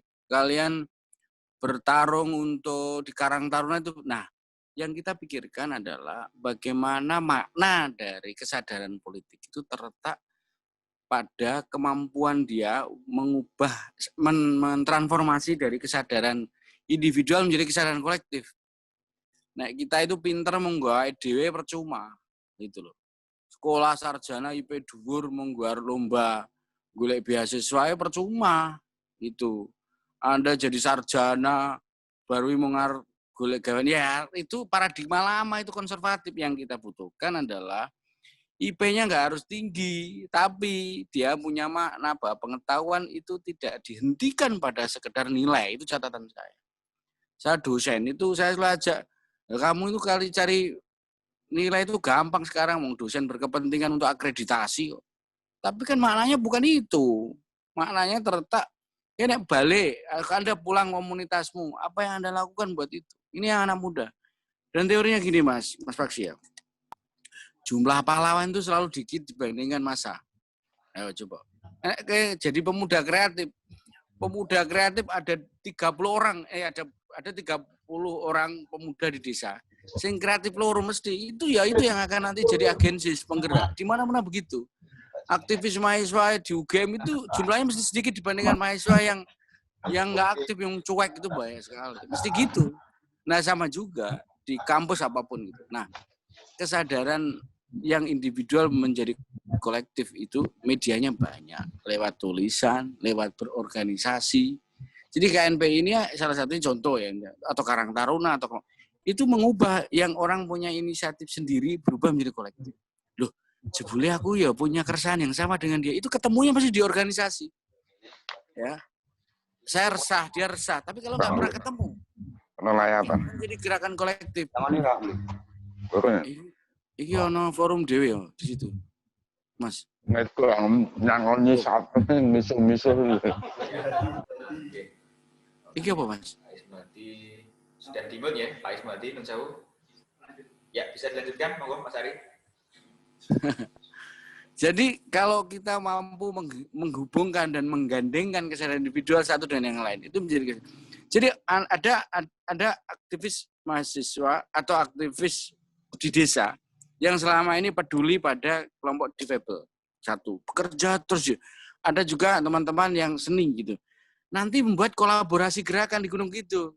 Ya, misi tentang anti diskriminasi lewat seni. Gitu. Terus nanti yang senengannya ekonomi kreatif, enggak apa-apa itu tumbuh. Nanti pesan dia membuat gerakan untuk ekonomi kreatif itu bisa mensubsidi aktivitas yang lain. Nah, ini yang saya sebut mentransformasi kesadaran individual menjadi kesadaran kolektif. Itu catatan saya. Kedua, transaksi terus money politik dan sebagainya gitu. Itu kan nggak usah resah gitu. Kalau yang kita pikirkan adalah bagaimana edukasi di masyarakat. Ya.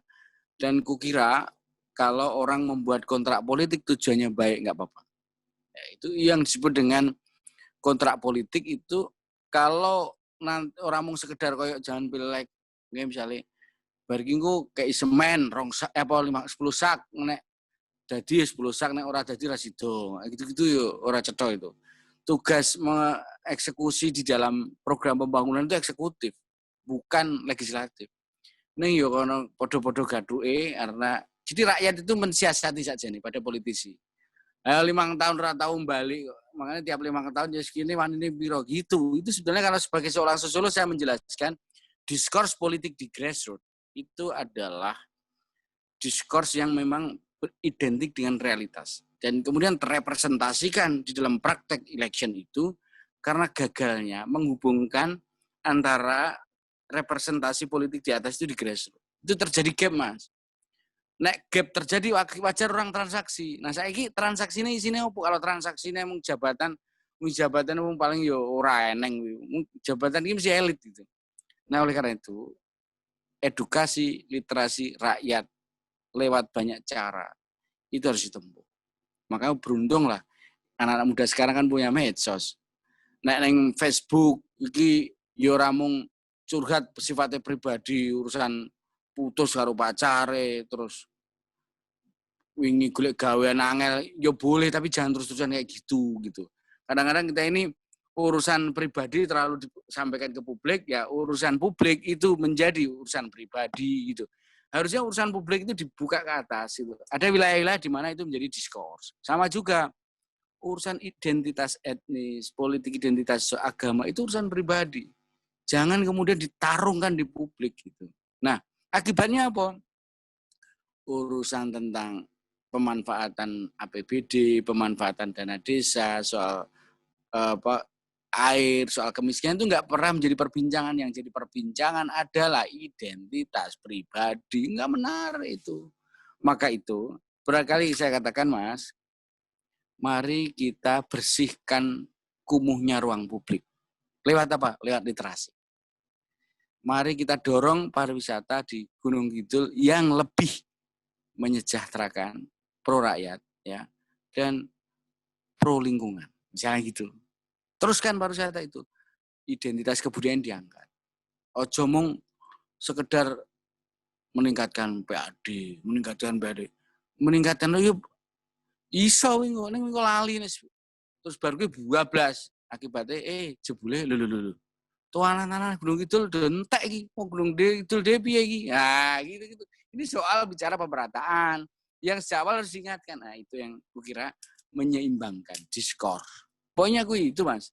Jadi kalau ngomong transaksi politik itu bukan berarti itu identik dengan moralitas yang buruk, bukan. Jangan menggunakan ukuran moral lah. Karena ukuran moral itu sangat absurd kadang-kadang. Ukurannya kadang-kadang pasal gitu. Yang kita butuhkan adalah komitmen pada rakyatnya.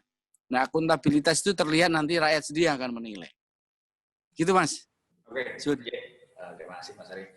Untuk Mbak Atik, silahkan juga bisa menjawab pertanyaan dari Sandi. Jadi, bagaimana cara memulai ekosistem kesadaran politik dalam jejaring kaum muda? Mungkin konteks yang ada di lingkungan Mbak Atik dalam lingkungan kedutaan wisata atau kedutaan bahasa dan juga lingkungan industri kreatif seperti MC dan sebagainya. Monggo Mbak Atik.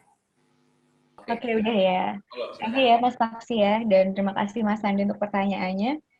Ini politik banget sih sebenarnya, jadi rasanya memang lebih cocok Pak Ari dan Mas Obed ya. Tapi saya coba menjawab. Jadi Mas Sandi, bahkan saya pun saat ini masih berusaha untuk lebih sadar terhadap politik, lebih aware terhadap isu-isu politik dan juga kebijakan-kebijakan yang tengah happening gitulah di masyarakat. Nah, untuk menumbuhkan kesadaran kalau menurut saya ya, jadi dimulai dari diri dulu, dimulai dari diri kita dulu.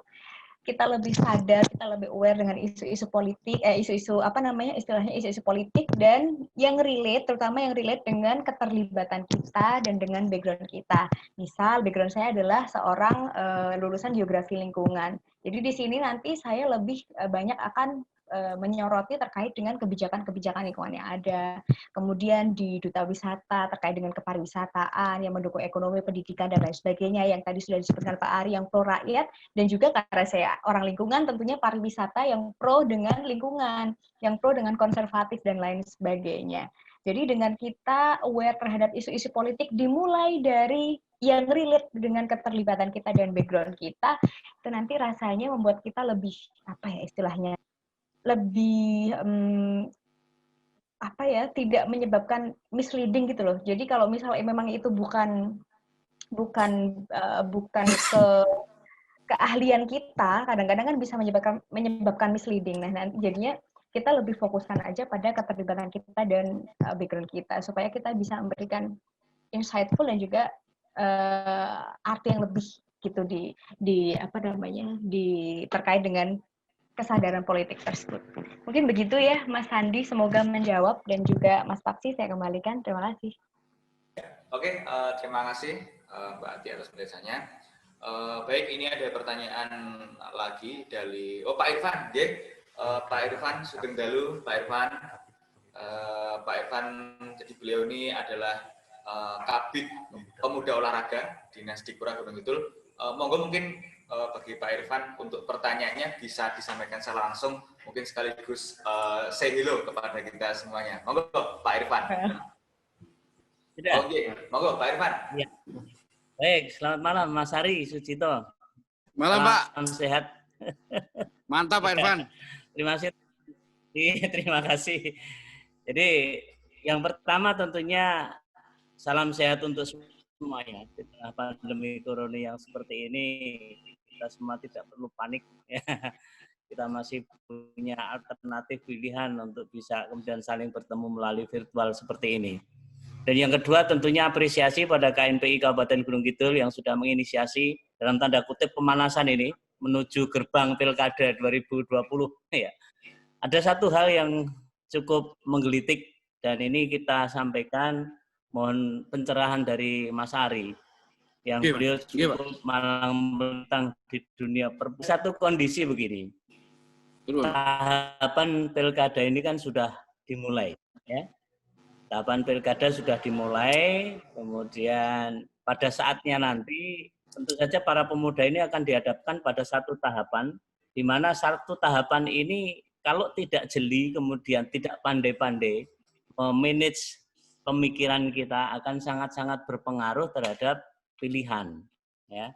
Yang kita tahu semua bahwa siapapun paslon yang pada saatnya nanti maju, ini tentu saja akan menyampaikan visi dan misinya sedemikian rupa. Karena itu merupakan satu pintu gerbang dari mereka untuk kemudian mensosialisasikan sekaligus mengambil hati masyarakat. Khususnya kalau pada saat malam hari ini di lingkungan pemuda. Padahal kalau kita lihat potensi pemuda ini kan memang cukup signifikan ketika menentukan arahnya mau kemana.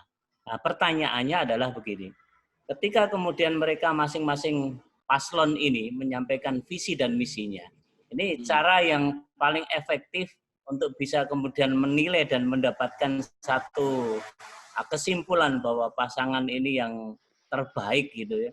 Ini kira-kira menurut pemikiran Mas Ari Sujito seperti apa itu? Karena yang biasa terjadi karena memang semuanya kemudian menyampaikan hal yang terbaik untuk Gunung Kidul misalnya, tapi konsep itu kan kemudian bisa dinilai sebenarnya. Yang implementatif yang seperti apa yang sekiranya kemudian bisa benar-benar nanti pada saatnya akan bisa diimplementasikan di tingkat masyarakat dan membawa kesejahteraan masyarakat Gunung Kidul seperti apa, ini tentu saja kemudian menjadi satu kunci untuk kemudian nanti para pemuda di Gunung Kidul ikut menentukan. Jangan sampai kemudian ternyata pilihan saya kemarin seperti ini gitu. Nah, oleh karena itu mohon penyerahan Mas Ari, barangkali ini akan bisa memberikan masukan bagi anak-anak kita untuk pada saatnya menentukan siapa sebenarnya yang harus kita kita dorong untuk kemudian membawa Gunung Kidul lebih baik. Matur nuwun. Oke, matur nuwun Pak Irfan dan Nadi. Monggo pada Mas Ari. Padahal bola silakan. Monggo. Nggih, Sugeng Dalu Pak Irfan. Saya senang kalau ada. Terima kasih, Sugeng Dalu Mas Ari. Senang kalau ada birokrat tanya terus terang. Pak, itu soal pilkada itu kan yang tadi disebutkan ini adalah bagian dari satu fase dan momentum gitu. Nah, bagaimana anak muda menilai? Pertama, yang terlihat dulu dari visi misi dan programnya. Itu yang paling gampang. Bahwa tugas politisi itu janji ya yang nanti diuji lewat komitmennya, apakah kontrak politik misalnya. Nah, yang berikutnya soal track record. Kita tahu bahwa komitmen yang dinilai dari visi misinya dan programnya nanti, itu publik harus tahu. Ya kita jangan anti janji. Kita ini kan pernah, misalnya ada orang yang pernah kecewa gara-gara janji. Catat aja janji, anak-anak muda itu perlu menghimpun masalah, kemudian alternatif pemecahannya. Nah itu didialogkan Pak. Nah saya rasa Pak, Gunung Kidul ini memang lagi mekar. Gitu. Nah bagaimana mekar itu supaya layu sebelum berkembang gara-gara COVID ini, pandemi COVID ini. Maka anak-anak muda ini saatnya sekarang ini berperan untuk mengajak berdialog dengan para kandidat, ya. Dan itu dinilai itu visi-visinya pro apa gitu. Nanti programnya pro apa gitu. Dan kalau tadi disebut misalnya tidak mesti transaksional, sifatnya pragmatis. Itu mengubah caranya, kira-kira dari sekian ini potensi Gunung Kidul ke sana, masalahnya ke sana. Nah, kadang-kadang kita ini terjebak pada masalah tok, menginventarisir masalah kan. Padahal kita juga punya potensi. Nah, cuman menghubungkan antara masalah dan potensi itulah yang disebut dengan strategi. Strategi diturunkan dalam program. Nah, cara pandang gedenya, makronya, nyun sewu Pak Irfan, itu saya kan anak-anak muda di Gunung Kidul itu pinter-pinter, cerdas-cerdas. Cuman mungkin kurang sering ketemu. Sering ketemu, bahwa mereka itu bukan hanya sarjana ya, orang-orang aktivis di desa pun sekarang ini buka HP, lihat gadget, informasi dia miliki kok. Nah, cuman Pak, orang yang punya kesadaran kritis A, nggak pernah ketemu dengan kesadaran kritis B, yang punya bidang sektor ini nggak pernah ketemu satu sama lain. Nah, ini yang saya ingin ajak. Misalnya, bagaimana kita menghimpun gagasan. Bukan kultur komplainnya, sikap kritis itu adalah membicarakan hal-hal strategis. Ojo personal. Nek personal itu, waduh, itu mumet. Nek mau golek elek wong personal itu nanti kita pasti ketemu elek, tapi gak ketemu api akhirnya gitu. Kabeh akhirnya elek gitu. Nah, oleh karena itu saya usul Pak, anak-anak muda diajak memikirkan isu-isu strategis Gunung Kidul itu apa. Masalah yang dihadapi real hari ini dan ke depan apa. Lalu pemecahannya ini kira-kira kalau kita manfaatkan pilkada itu, kandidat ke depan yang punya komitmen dengan visi misi yang sesuai dengan mimpinya kayak apa. Nah, nanti dikawal Pak, dikawal. Nah, saya yakin dengan seperti itu kita akan punya harapan. Dan anak-anak muda sekali lagi jangan anti politik lah, gitu. Bahwa ada politisi yang kadang-kadang melakukan ini delewer itu jangan anti politik. Demikian juga ada birokrat. Tidak semua birokrat itu juga ndelewer itu. Kalau ada birokrat yang baik harus dihubungi, berdiskusi gitu. Nah, supaya cara berpikir kita nggak hitam putih gitu. Wong ono mahasiswa yang ndelewer ya ono gitu. Tidak semua mahasiswa aktivis. Tapi kalau ada mahasiswa yang ndelewer, jangan digebiahu ya mahasiswa kabeh ngono, bukan gitu loh. Nah, ini yang kukira orang-orang baik di masing-masing grup itu saling ketemu, Pak. Meskipun sedikit nanti akan bisa ngubah keadaan lebih baik. Pokoknya itu, Pak. Matur suwun. Mas moderator. Siap. Oke. Sampun terjawab ya, Pak Irfan. Nun sewu, Pak Irfan saged di unmute rumiyin apabila wonten tanggapan tambahan. Mungkin ada menyampaikan. Oke. Ya, jadi terima kasih sekali. Jadi itu yang kita harapkan. Jadi teman-teman yang pada malam hari ini bergabung kan ada pencerahan. Jadi seperti apa yang disampaikan Pak Ari tadi, proses pilkada sudah berjalan, pada saat nanti kita akan ketemu itu, kita tentunya kemudian bisa berkumpul, kemudian menilai, membuat sebuah rumusan ya, tentang siapa kira-kira nanti kemudian cara menilai kita untuk masing-masing paslon itu seperti apa.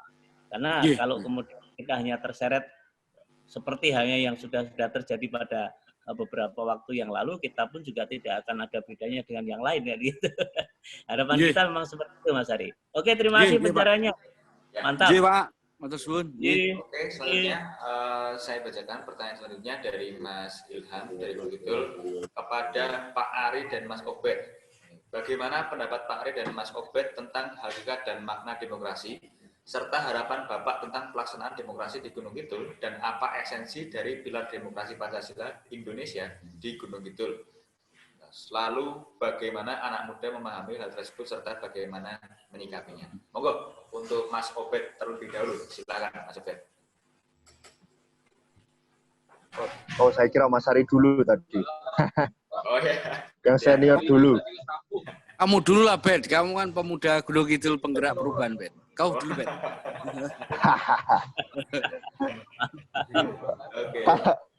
Ya, sebenarnya saya tadi di awal tadi udah mention juga soal kira-kira kita perlu melihat demokrasi, melihat pemilu itu seperti apa. Kalau bagi saya, yang pertama jangan kemudian mereduksi demokrasi itu sebatas pemilihan umum, sebatas pilkada, sebatas nyoblos terus sudah selesai.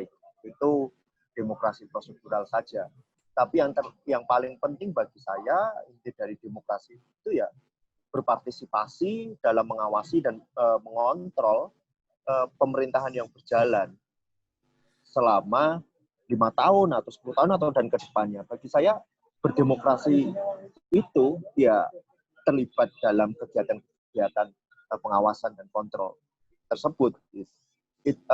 Sehingga kemudian ketika melihat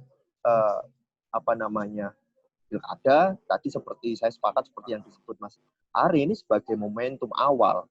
Tapi yang paling penting adalah bagaimana kemudian kita ikut untuk menjaga agar pemerintahan yang berjalan ini tetap on the track pada janji mereka, pada keberpihakan terhadap warga, terhadap masyarakat umum. Itu yang bagi saya penting dalam berdemokrasi. Kira-kira seperti itu, Mas Paksi. Oke. Monggo untuk Mas Ari berkenan melanjutkan jawabannya. Monggo. Ya, demokrasi itu memang menjadi pilihan kita di dalam sistem politik modern. Suka tidak suka, demokrasi ini jauh lebih baik dibandingkan model otoriter. Memang tidak ada sistem politik terbaik ya yang segalanya bisa menjawab. Nah, demokrasi ini bukan sistem politik yang terbaik, tetapi demokrasi ini sistem yang minim resiko dibandingkan sistem yang lain. Nah, dalam kacamata ini pentingnya orang berpolitik itu adalah politik itu ditandai oleh rakyat sebagai subjek. Ini abstrak. Konkretnya kayak apa? Dia harus berani bernegosiasi di dalam mengambil keputusan strategis. Gunung Kidul itu, saya kenal beberapa orang kawan itu, birokrat di Bapeda itu ada orang bagus di sana, beberapa orang bagus. Nah, di situ saya ingin katakan pola kita untuk mendorong agar demokrasi itu bermakna antara para teknokrat dengan politisi dan warga berpartisipasi itu harus dihubungkan. Nah, karena itu kalau kita tahu dalam pengambilan keputusan itu kan ada partisipasi, ada teknokrasi, ada politik. Partisipasi itu ya ketika rakyat bersuara sesuai dengan kebutuhan dia. Nah, ketika rakyat bersuara A, B, C, D, politisi itu memperjuangkan dari sisi kepentingan konstituen sesuai dengan mandatnya dia wakil rakyat. Para teknokrat menerjemahkan dengan logika data yang mereka miliki. Nah, seringkali ketiganya ini nggak imbang, didistorsi ke dalam teknokrasi. Maka itu guyonan kita itu, ya, akhirnya politik kita itu menyerah, demokrasi kita itu menyerah di tangan para teknokrat. Nah, kalau teknokrasi itu benar, ya beres. Tapi kalau enggak, nah inilah yang kukira PR kita. Makna dari demokrasi itu terletak pada ada ruang negosiasi untuk memperjuangkan goalnya. Maka itu, visi misi yang itu diambil dari para kandidat itu, besok nanti akan tercermin di dalam RPJMD-nya. Nah, kadang-kadang ini ya, visi misi berubah menjadi RPJMD, itu kadang-kadang geseh gitu. Kenapa? Karena publik nggak mau mengawasi itu. Karena itu usul saya, kawal itu. Kita harus trust ya, karena kalau Anda nggak puas dengan pemilu, jangan pemilunya dihilangkan. Tapi kualitas pemilunya itu bukan ditentukan oleh KPU dan Panwaslu, bukan itu. Kualitas pemilu itu ditentukan oleh pemilihnya salah satunya. Nah, dengan cara itu apa? Saya rasa anak-anak muda berperan ini. Gunung Kidul beberapa hal mengalami hal-hal positif, tapi memang masih kurang gitu. Nah, perspektif ini yang saya ingin ajak bahwa berpolitik dengan cara lokal itu adalah menempatkan demokrasi sebagai arena kontestasi kepentingan. Dan anak muda itu sumbangnya pada apa? Pengetahuan. Jadi kalau ngomong kehebatan anak muda itu, ya pengetahuannya itu. Pengetahuan itu tidak mesti lahir dari sekolahan di bangku-bangku kuliah itu, enggak mesti itu. Pengalaman praktis itu jadi pengetahuan. Jadi ada anak-anak lulusan SMK, itu banyak yang kreatif, dia membuat kreativitasnya. Nah, itu yang disebut dengan pemuda. Makanya sejak awal saya katakan, bedanya ya pemuda dan tidak itu pada ide-ide progresif. Nah, kalau sarjana itu sekedar lulus, dapat IP lalu ijazah. Tetapi ya kalau intelektual itu bisa nggak dia itu mencerahkan. Nah, karena itu ukurannya adalah pencerahan, tidak mesti sekolahnya. Dia lulusan SMA, tapi dia hebat di bawah mengorganisir masyarakat, value-nya juga kuat, itu adalah anak muda yang mencerahkan. Itu supaya tidak bias kelas. Nah, kalau seperti itu nanti ujungnya saya suka tok sing berak enggak dong, ini enggak fair. Nah, oleh karena itu pemuda itu ditandai didik kreatif. Jadi Gunung Kidul itu saya katakan banyak anak pinter. Tinggal harus terkonsolidasi gagasannya itu untuk mengawal perbaikan dan pembenahan. Dan kita punya muda Kidul dan tak. Yogyakarta itu kecil sebetulnya, cuma 4 kabupaten 1 kota. Dan banyak inspirasi yang bisa lahir dari beberapa tempat. Keberhasilan di tempat kabupaten di mana pemimpinnya oke, tapi rakyatnya kadang-kadang apatis. Rakyatnya aktif, birokrasinya itu enggak bagus. Nah, ini harus ketemu.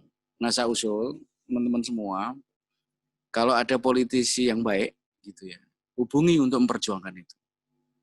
Kalau ada birokrat yang oke, gitu, anak-anak muda perlu tuh berperan menghubungi mereka, berjak komunikasi, memasukkan ide-ide Anda dalam agenda di daerah. Kalau misalnya ada teman-teman di Ormas, ajak itu, angkat kisah-kisah positif di komunitas, di Gunung Kidul, supaya menjadi inspirasi. Supaya nanti tidak dituduh, halah can nom-nomi mung isine wacana tok. Loh, ingat loh ya, kita perubahan itu dimulai dari wacana. Nah, tapi jangan hanya berhenti di wacana. Kadang-kadang kan orang itu menyepelekan itu. Teori. Nah, uang itu harus berteori. Ini orang mau berhenti di teori gitu. Orang yang bekerja di praksis itu, Pak, Ibu, saudara, itu juga bisa diteorikan. Kan doing aku di sini, contoh ini pandemi ini, COVID ini. Kecepatan untuk recovery itu justru di desa dibandingkan kota. Pandemi COVID-19 ini adalah krisis kota. Anda bisa lihat, Singapura bangkrut pertama. Wah, sebelum COVID itu, koyo yoyo sebagai negara yang hebat, pertumbuhan sekian, wah, uang udah pengen pindah rono gitu. Giliran kena Mbak COVID, Mas COVID jebret gitu, goncang resesi dewe. Nah, gelombang di kota ketika COVID terjadi banyak kebangkrutan ekonomi, dia gelondor melubernya pulang mudik. Itu bukan soal gejala kultural, tapi itu karena krisis secara struktural terjadi di kota, kemudian yang nampung itu desa. Lah di mana? Singapura itu nggak ada orang bercocok tanam, nggak ada sawah. Lah Gunung Kidul, ya loh, saya ono raketang batu itu diolah jadi ini, terus tempat-tempat tata ruang yang bagus diolah menjadi wisata. Nah, kalau Singapura, negara-negara yang lain lockdown, gak ono ekspor impor macet. Nah, inilah saya ingin ajak pilkada harus menjadi momentum kebangkitan daerah mengatasi pandemi COVID. Cah nom-nom gitu kudu berperan diskursus ini. Gitu Mas, Pak Tersun.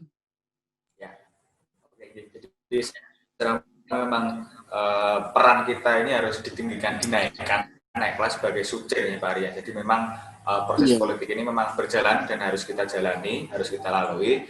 Cuman ada beberapa tahapan yang juga harus kita harus kerjakan bersama-sama secara kolektif, terutama membentuk kesadaran politik bersama-sama yang tadinya individu menjadi kesadaran kolektif, bagaimana menegosiasikan idealisme, program dan realitas yang kita punya sehingga dapat naik ke tataran pemerintahan ketika nanti ada salah satu cagup atau cagup yang terpilih. Jadi memang ada proses politik yang tetap harus kita kawal bersama-sama seperti tagline kegiatan pada muda bicara ini, dan termasuk gerak kolektif ini juga harus kita jaga, harus kita bangun, harus kita sebarkan, berbagi inspirasi, mencari referensi dan sebagainya sehingga dapat menghasilkan output yang baik untuk Gunung Kidul ke depan seperti itu. Oke. Selanjutnya berhubung waktu sudah menunjukkan pukul 9:07. Jadi untuk yang muncul, mohon maaf tidak dapat dilanjutkan dijawab oleh pemateri. Dan selanjutnya closing statement dari Mas Heri Santoso selaku Ketua KNPI Kabupaten Gunung Kidul. Monggo, Mas Heri.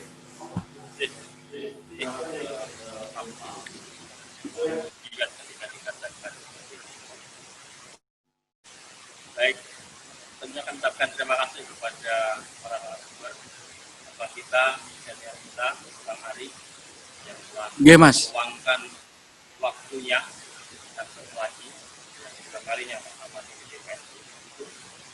Yang juga Mas Obed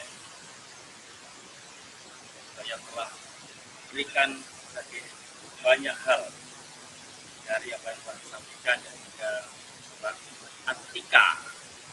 Ini pemuda-pemuda Gunung yang kita harapkan nanti kembali untuk hadir mengisi ruang-ruang diskusi dan juga partisipasi generasi muda di Kabupaten.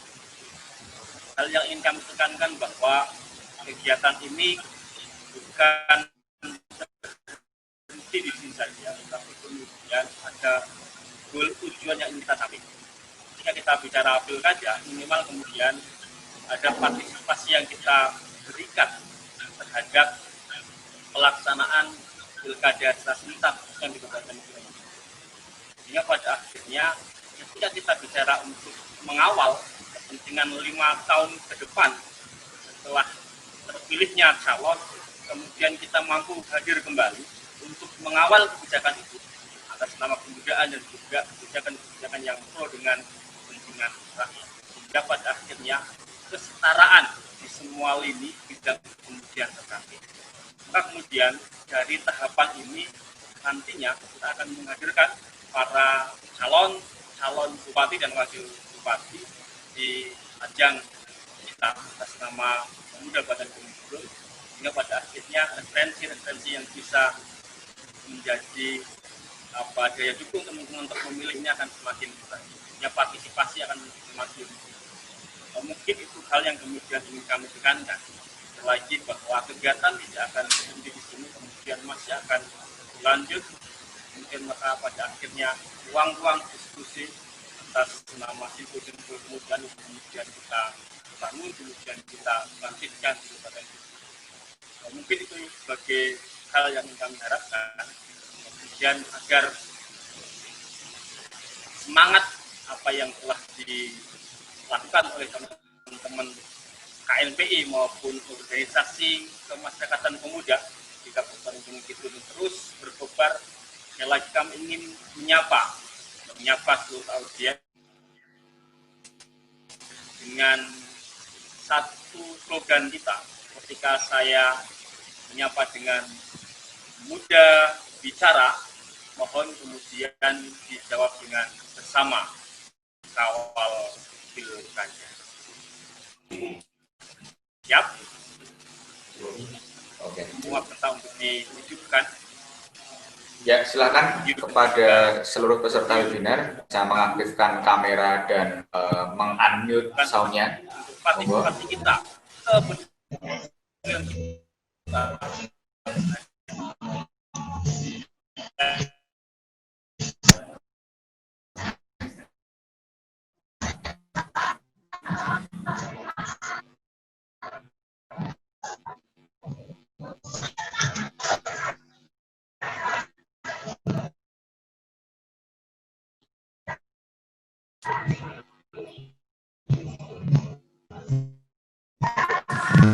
ketika saya menyapa dengan muda bicara, mohon kemudian respon dengan bersama kawal pilkada.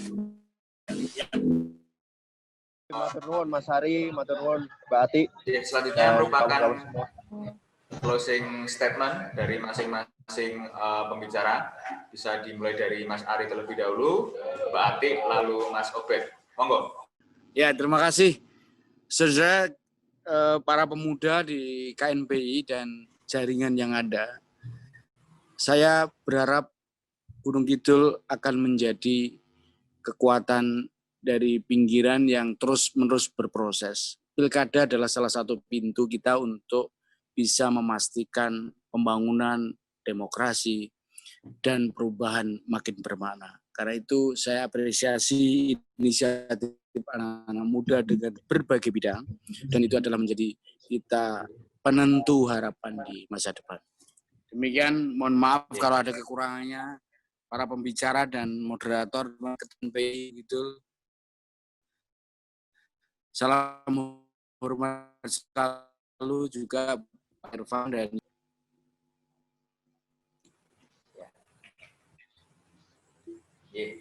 Maturun Mas Ari, selanjutnya dari Mbak Ati, silakan untuk memberikan closing statement pada webinar malam ini. Ya, tentunya saya mengucapkan terima kasih ya Mas Paksi kepada KNPI, kepada Heri, kemudian salam hormat juga untuk Pak Ari dan juga Mas Obed, bicara kita pada malam hari ini. Dan harapannya pemuda-pemuda di Kabupaten Gunung Kidul punya rasa memiliki yang tinggi terhadap daerahnya, sehingga kita semua bisa lebih peduli dengan isu-isu yang tengah berkembang demi kemajuan Gunung Kidul. Dan satu lagi, sebagai pemuda Gunung Kidul, terlepas dari segala isu tentang kekeringan dan juga bunuh diri, kita harus lebih percaya diri karena with confidence we have won before we have started. Terima kasih. Oke, luar biasa sekali. Terima kasih Mbak Ati. Selanjutnya Mas Obed, kami silakan untuk memberikan closing statement pada Iya. malam hari ini. Oke, matur nuwun. Seperti tadi juga sudah kita diskusikan, setelah ini momentum-momentum yang terjadi maupun yang akan datang di Gunung Kidul, mari kita lihat sebagai batu pijakan untuk kita segera memulai mengkonsolidasikan isu-isu yang sangat erat kaitannya dengan kepemudaan, sangat erat dengan kemajuan Gunung Kidul ke depannya. Kita semua berharap dan kita semua berjuang untuk meningkatkan kesejahteraan dan kebahagiaan bagi warga Gunung Kidul. Ini harus kita dorong bersama-sama dan harus kita kawal. Kalaupun nanti ada pilkada, saya kira kita harus bersama-sama anak muda untuk membuat pilkada ini menjadi pilkada yang berjalan dengan baik dan menghasilkan pemimpin yang memang benar-benar sesuai dengan keinginan dan kebutuhan warga Gunung Kidul. Tapi yang lebih penting adalah kita harus bersama-sama menjaga kohesivitas sosial di Gunung Kidul. Itu yang paling penting. Ketika kemudian gotong royong itu terus di warga Gunung Kidul terus terjaga, Gunung Kidul akan terus menuju jalan kemajuan yang lebih baik. Saya berterima kasih kepada teman-teman semua yang sudah mendengarkan, Mas Hari, Mbak Ati, teman-teman KNPI. Terima kasih besar. Terima kasih. Ayo kita langsung konkret baik. Jangan dari mari kita segera konsolidasi dan kita kawal pemimpin Kidul ke depannya. Ini saja. Thank you. Tunggalu.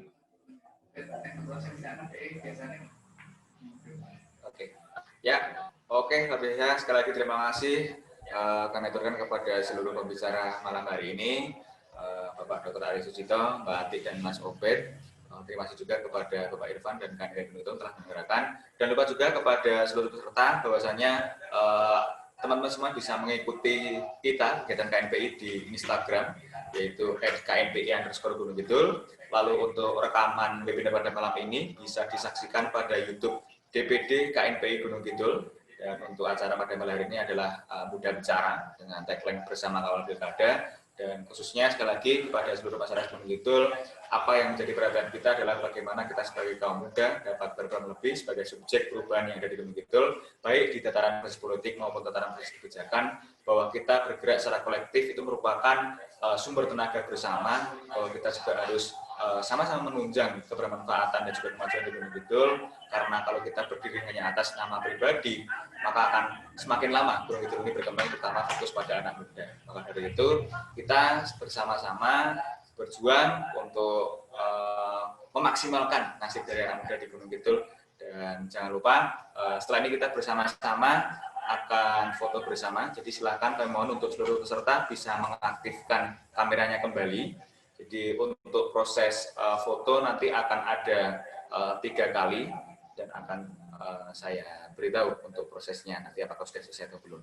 Monggo silakan untuk semuanya bisa berkenan mengaktifkan kembali kamera laptop atau HP-nya. Ya. Oke, silakan.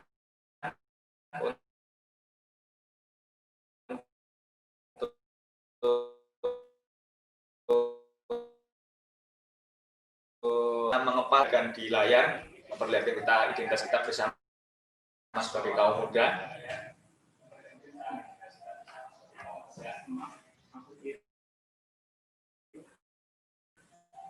Ya.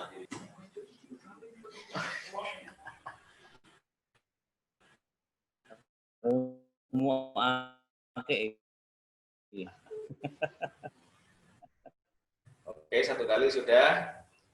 Selanjutnya sesi 2. Oke. Ya.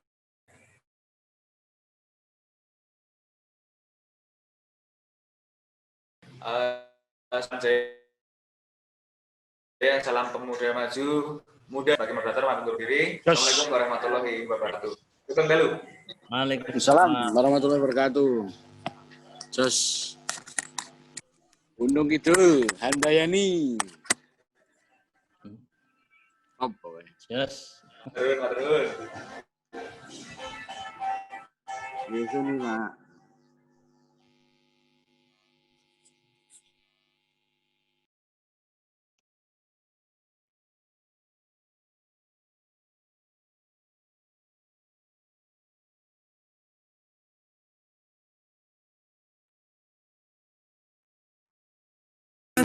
Terma-terma jalanan, logika teologian,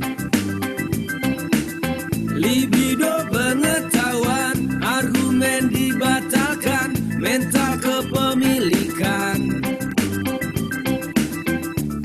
mobilitas, hasrat, visi, jangan beku, potensi, rayakan, energi mudamu, senjatamu, energi mudamu, senjatamu, energi mudamu, senjatamu, energi mudamu, senjatamu.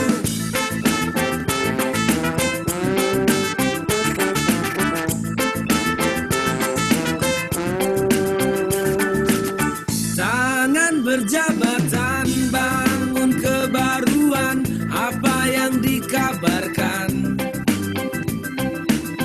tentang perbedaan, carilah persamaan dalam sebuah himpunan.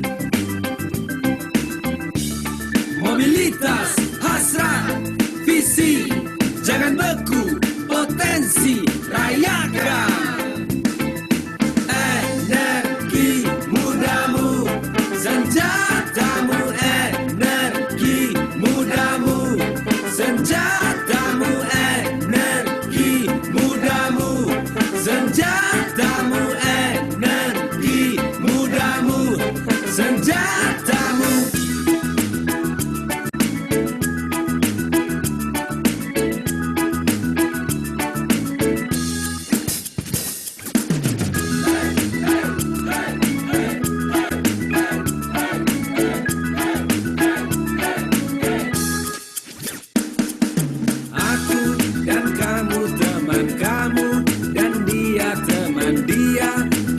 Bersaudara, aku dan kamu teman kamu, dan dia teman dia, kita bersaudara. Aku dan kamu teman kamu, dan dia teman dia, kita bersaudara.